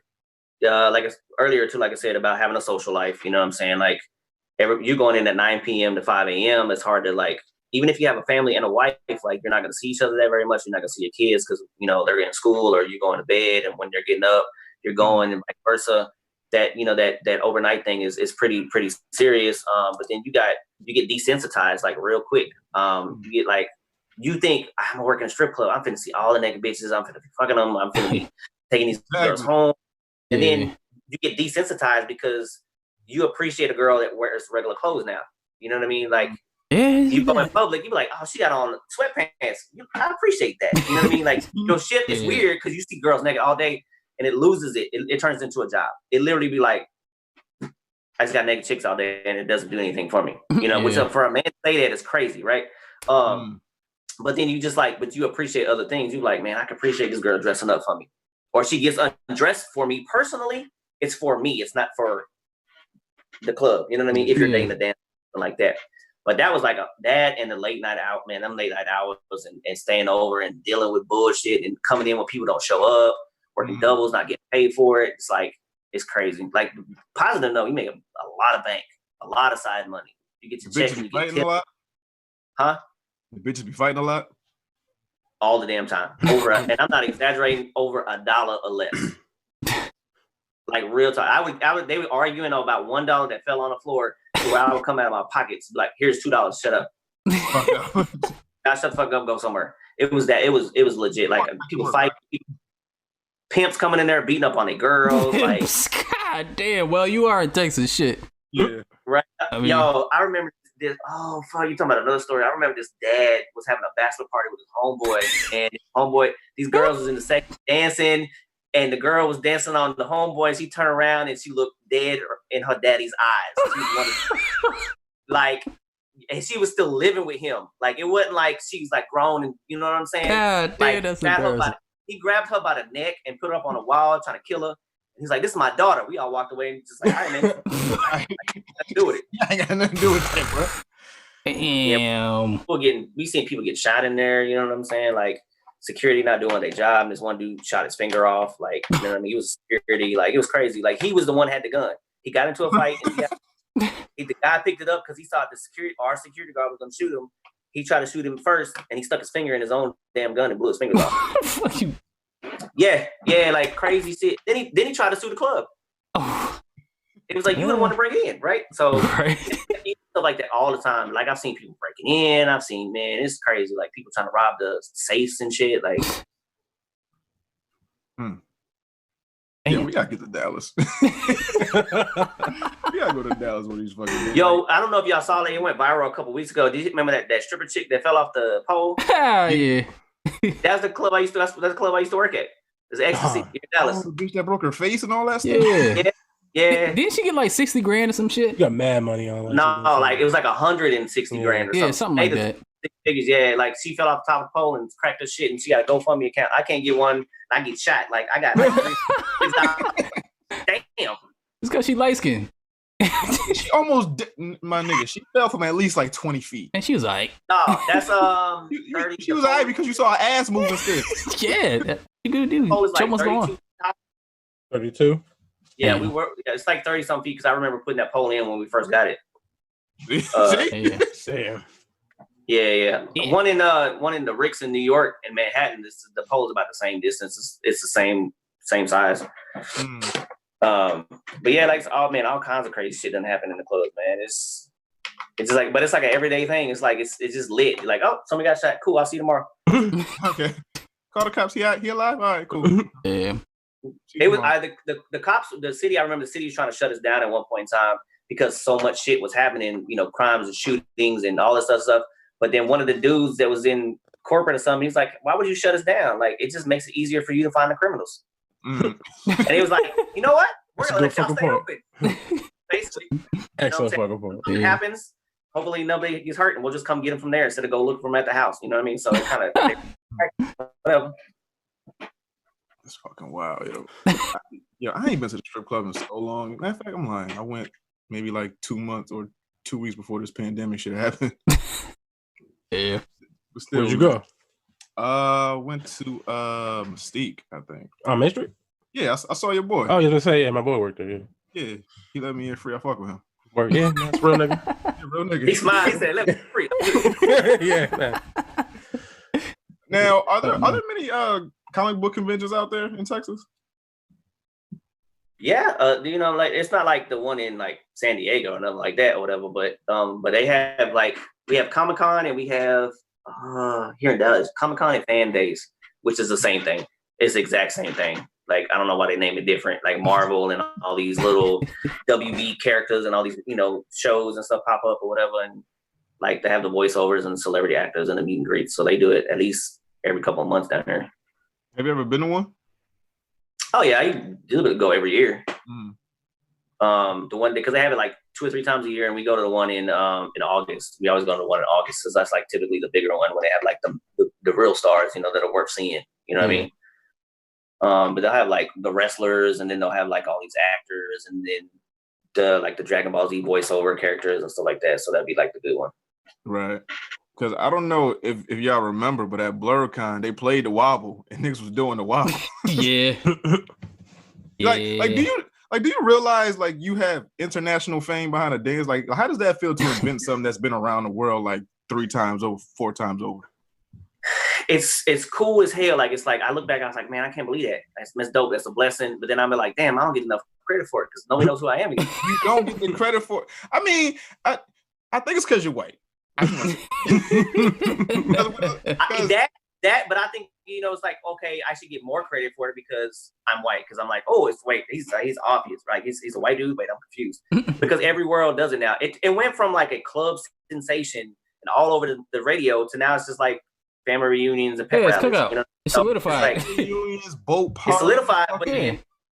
Yeah, didn't they do it in the episode of Insecure like last week or week before and shit? Yeah. That was it was like I remember my homegirl sent it to me. She was like, I didn't even see the show, but they was doing it too.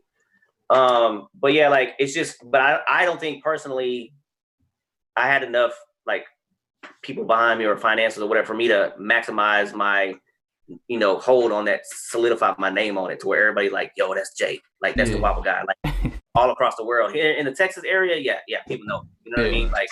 But like as far as like a national standpoint, if you watch the video, you see the comments be like, "Oh, I did this at my pep rally. I love this at my family reunion." Who is the white dude wearing a wrestling shirt? That's what you know what I mean? And every so often, I'm like, "That's me. But it's just go through the comments. That's me. Do you think some of that? Do you think some of that missed out fame is because you're from Texas and you get so much love out there? Because the same thing happened with Kurt Cobain. Remember him? Yeah. Same thing happened to him. He said he was getting so much love in fucking Texas, he just like fuck everybody else to the point where he fell off nationally. I mean, when you live in the first, Texas is the first or the second biggest state? It's the second, but Alaska is like bigger, but it's less population. Yeah. Like, but California has more population or some shit. It's weird, but yeah. All right, so top three. So we in the top three states. It's like when you got that many people in like per capita, where it's like I'm getting so much love here that the rest of the world don't fucking matter. No, I always used to think ahead. Like I wanted a broader stand. I wanted a bigger fan base. I wanted just in general anything I do from wrestling to dancing. I wanted everybody and their mama know who the hell I am. You know what I'm saying? Like, and I just didn't. I looked at it. It was just fun. Oh, it just happened. Now I'm on tour. Like I didn't put the things in motion to make this a business until now. Which is like 9 years too late, right? You know what I mean? I'm trying to catch the door, whatever. But being that I'm doing it with the Wobble situation with wrestling, people are picking up. And then when I have this conversation, they're like, "Oh shit, wait, that is you." You know what I mean? So it's like I'm trying to maximize the opportunity now, even though it's better late than never. But I should have done it seriously back then, like heavy marketing campaigns just to solidify who I am. So I just didn't take the ball quick enough like I should have. Now, when I tell you after this, I'm telling every fucking body I see, like, yo, a white dude. If we go outside this summer and I see people doing that shit, like, yo, it's a fucking white dude did that shit, yo. Telling everybody. And I talk to him. Man, cool.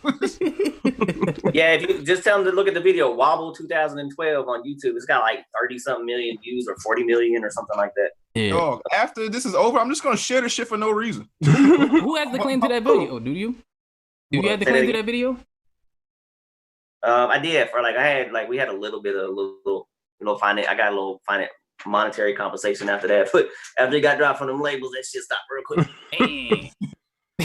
It's got 33 million views on it now. Yeah. Right. But that's funny because that's how the wrestling thing came up. Because I was at this thing in Jersey. It's called the Monster Factory, with all these celebrity wrestlers and stuff. It's like a big camp, and I was doing this other character, which it was like totally opposite of what you see me now. I was face paint, spit green mist. I was biting people and being a guy, like, you know what I'm saying? Like totally opposite of me, right? I was in Jersey at the Monster Factory. You went from dude love to mankind. I was like Undertaker and Mankind, Pop Congo, all that bullshit. So we was at this conference, and it was like 65 trainees and students there, and then these big guys. His name's Kevin Kelly, and there's a couple guys that all wrestle all over the world, stuff like that. And my brother stood up. He does IT for a living, so he stood up. He's like, "Hey, if y'all need help clearing up your social media, your history, I can show you how to do it. This is what I do for a living." It's like, okay, and I raised my hand. I was like, "If y'all need help building social media, that's what I do." I've done videos and whatever. So the dude, Danny, like I love him to death. He's an asshole all through and through. He was like, "So what you got, like 5,000 views, 10,000 views? You're some kind of celebrity?" Yeah, I'll come in a minute. All right. Good thing about having a Latin girlfriend, boy, they cook. So then it was just like I was like, nah, and I was just I'm real humble about when it comes. That's probably my problem too. I'm real humble about telling people about the Wobble. So like people when they like over maximize their celebrityism, all they do is I'm Soldier Boy, or something like that. Yeah. You know what I mean? Like I just use him because you brought him up. You know what I mean? But so he was just like, I was just real humble. My brother was like, "Tell him or I will." I'm like, I created the dance and I just left it alone. And he was like, "What dance do you create?" And I was like, "It's a dance called the Wobble." And he's an older cat, so he's like, "What the fuck is a Wobble?" And all the dudes in the back was like, "Yo, you created a Wobble. Shut up. You created that dance. I love that dance." And the rest of the guys who were on the panel was like, "Shut the fuck up." They was like, "I don't believe you." I told them to look it up. And they was on the panel, and these are like major names in the wrestling business looking at my video. The fuck is this? And they stood up, and it was, I remember there's three guys. It was Kevin Kelly, Bull James, and Danny Cage. And they said, "Can we tell you something, like give you some feedback?" I was like, "Yes, sir." And all one by one, the exact same words. "You're a fucking idiot for not doing this as your character." I said, "Huh? Excuse me? You know how much money you can make doing this shit?" I'm like, "Why are you not doing this?" It's like, "Cause I've done it for so long as a dancer. I just want to do this instead. I just want to set my own path." They was like, "I get it. We respect that for wanting to set your own path. But you're still a fucking idiot for not doing it." Like, bro. So they was like, this is really, oh shit, you're in the video. Look at this shit. You can't make so much money off of this character. They was like, we'll make you a deal at the showcase tomorrow, because they let us all have matches and stuff. For the it's in like Paulsboro, New Jersey or something, like all the people there. They was like, you do this character one time.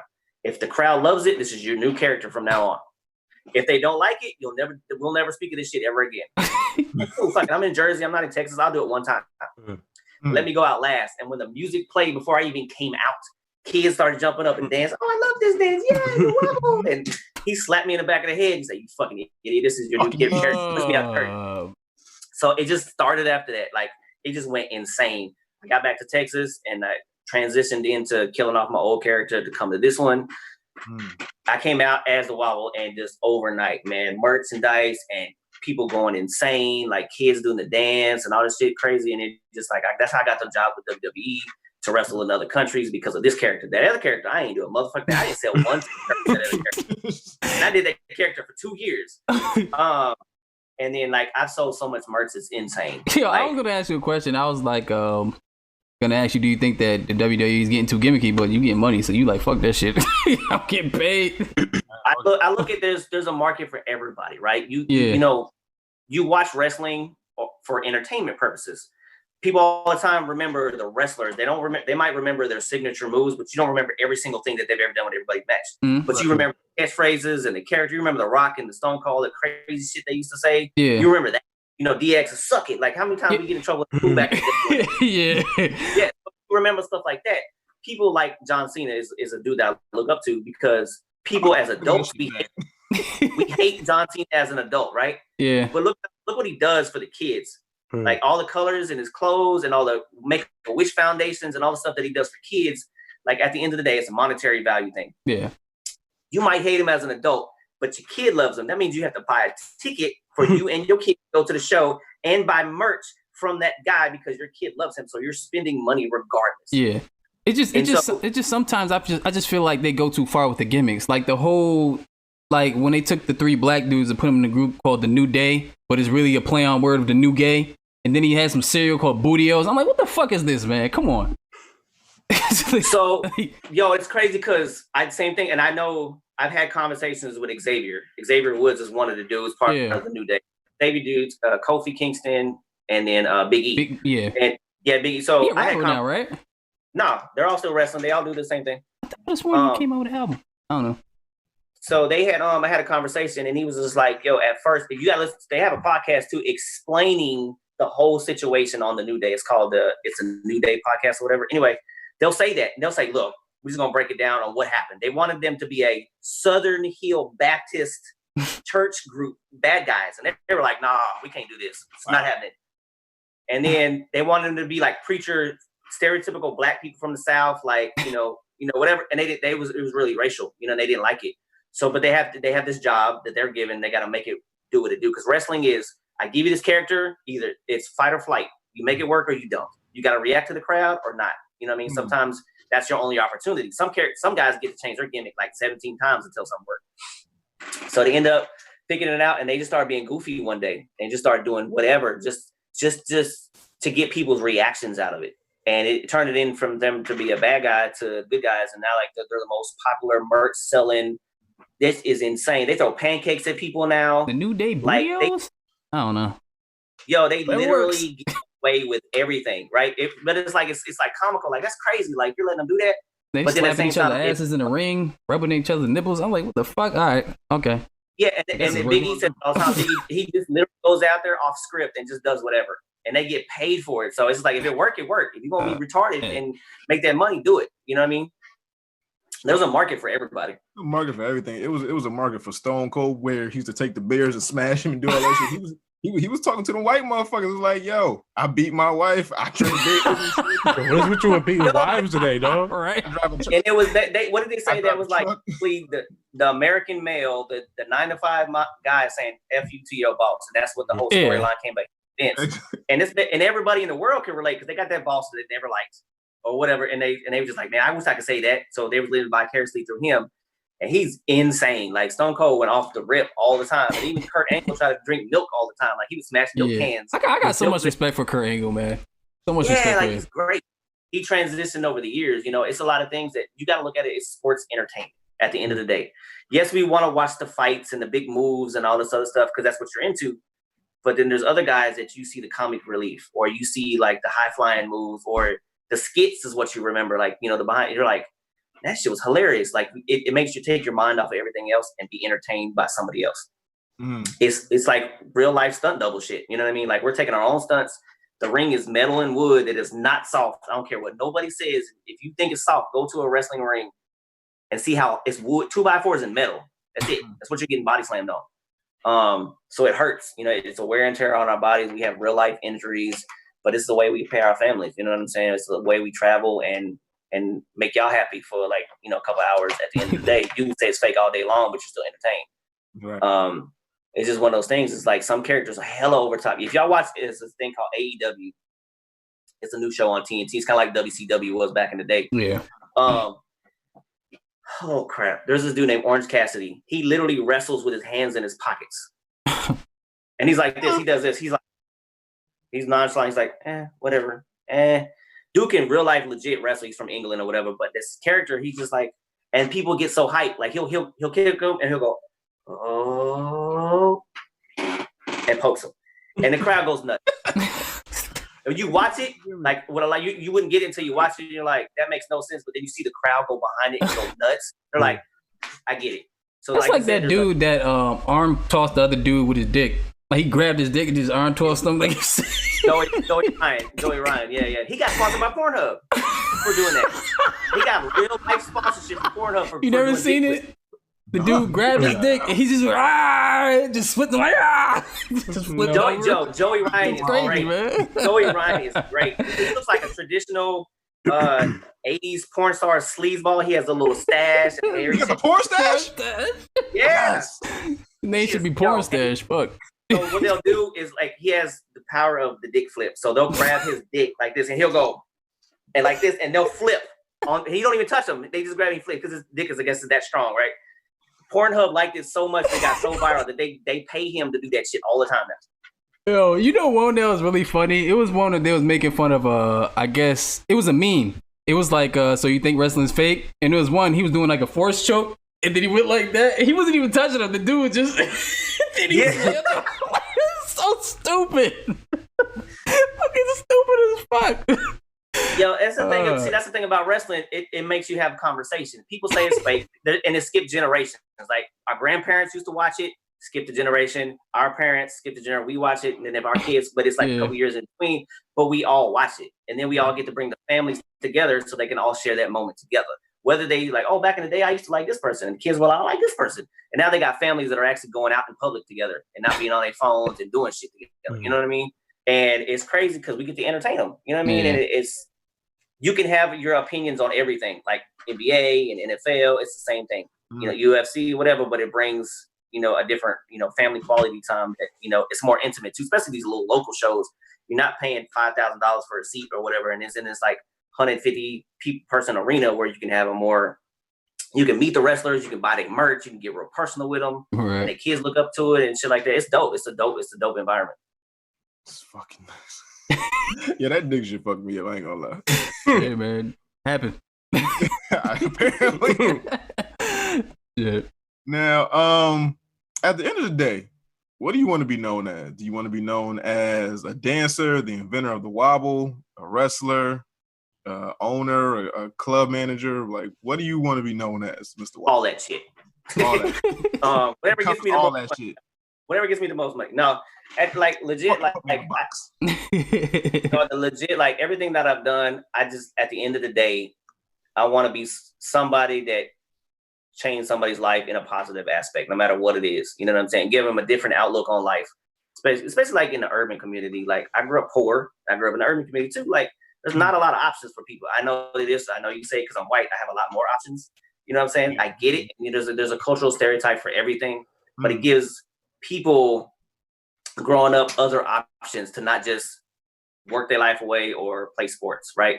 Or the stereotypical situation. I was a dancer. I was a wrestler. I've done this. I've traveled. I've been to like 10 different countries because of that. You know what I'm saying? It's one of those things. It's like it gives people options. You know, I grew up with no dad and just my mom. So there's another option of that. You know, I grew up in the system, as they call it. So it just gives people options. At the end of the day, if I can give somebody some positive influence and they can do better for themselves, whether I touch them personally, like I know them, or they just saw my story and kind of use it as motivation, at the end of the day, I'm cool with that. Mm-hmm. I hear that shit, man. You good in my book. You got a fucking Spanish girlfriend. Word. You fucking created the fucking cultural. You created a cultural staple for Black people, and that shit's fucking amazing, man. like that shit literally blew my mind. I was like, get the fuck out of here. Then I talked to him. I was like, nigga really did that. Yeah. So it was I mean, I have to send you this thing too. This thing I did. It's a YouTube video thing about, like, it was like the same topic, and I used the Wobble in the whole Black situation culture. It says, can you be pro-Black and date interracially? All right.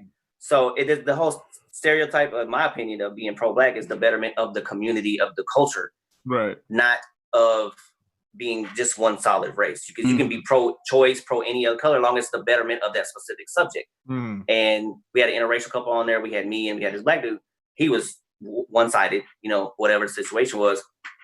And I used that as a situation. I was like, yo, I used the Wobble, and it was a Black cultural phenomenon, but I'm Caucasian. And people looked at it, you know, it's not racial, you know, like racial, I'm trying to take it on the race or whatever. I took a niche, I took something and I put it on a pedestal, but then I use it for other stories. Like, how many kids like dancing? Every kid, every person likes dancing, no matter whether you're fat, Black, white, short, you know, whatever, handicap or not, people like dancing. If you put an organized dance together where everybody does the same thing at the same time, nobody judges anybody to a certain extent. Everybody's just dancing and doing the same dance. So when I used to go to the schools and do mentorships and whatever with that and with wrestling and everything, I use that. It's culturally, it takes all the racial situations and race creed out the window. Now you got dancing. Everybody's just having fun. So there is no more hate on XYZ because of that. So that he was like, and he looked at it and was like, well, I see your point. Like, you can be pro, and I'm pro-Black to a certain degree because I'm trying to betterment of the urban community because they have it harder than anybody else. Like realistically, financially, property, whatever, culturally, race-wise, everything, they have it harder than a lot of other people, and they don't have options. So why not be pro something that if I can help out in a positive aspect? That's crazy. You got an interesting fucking story. Bro, we ain't even got started yet. Why don't you start a podcast though? Because you know people.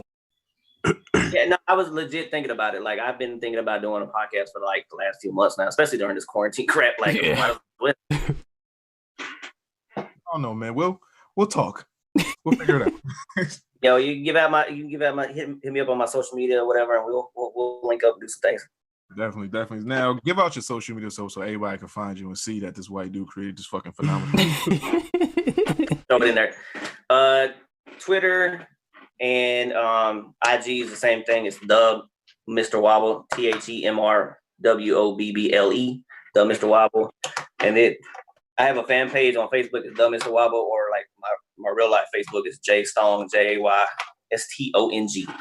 So that's pretty much all my social media. Fucking amazing. Glad we got to talk to you, man. Hope everything's good down there in Texas. Hope you and the fam is staying safe in this quarantine. Hopefully we get to go back outside soon, and hopefully you get to, go do your thing, whether it be dance or manage or whatever the fuck it is. But just stay safe, and glad you got a chance to come to the dojo and chop it up with us. Yeah, I've been trying to get out with my mans for a minute. Like, it's just perfect time, and I'm glad I could be a part of the show because I love the content. I love the shows. I love y'all shirts. Like, the Juggerthought, like, Juggerthought, like, true story. No, that's fantastic. Like, legit. Like, but I've been, like I said, me and my man has been cool for a long time, and like I've always supported him, and we've never like physically met. You know what I mean? It just, that's how people support each other. Like, you don't have to necessarily, if you got good quality and good content, just support each other. Nothing else you can do right now. It's not like you can fucking go out and party and shit. Might as well, share somebody's stuff and get on a podcast and help somebody out or whatever. So I'm glad to be on the show again, and other people, get other people for y'all to listen to y'all shows or whatever. So I'll definitely post all the links when everything's ready. Thank you, man. Appreciate it. So if you got something going on, feel free to come back on the show. Talk your shit, promote your shit, whatever you got to do. Like I said, my nigga, you cool with me. Man, right. So this is how much of a comic book Infinity Gauntlet mark. I got all Infinity Gauntlet. I got X-Men. I got the whole Thanos glove. Like, I'm with it. Like, Yeah, so we conversation we get on to too. we definitely got. This is just like the first part. We got to talk about your life story. Then we can get into some geek shit. Yeah, then we can talk about like the Wu-Tang Wobble thing and all that. We can do all that. That way. Boom, there, go. Yeah, and I'm gonna send y'all. I'm gonna get y'all information, or he's gonna give me your address. And I'm gonna send y'all some of my merch or whatever, so y'all can have some of my stuff too. Just let me be on the show. All right, that's dope. Yeah, man. All right, man. Well, be safe, and we'll talk to you. All right, man. Holla at y'all later. All right. Peace. And that was an interview with Mr. Wobble. Shout out to Jay. Learned a lot. Get that out of here. White people got rhythm. He doesn't clap on the 1 and the 3, but the 2 and the 4. Shout out to that man for having rhythm. Interesting convo. Definitely want to have him back. Definitely want to talk to him again. Like that. It's my nigga.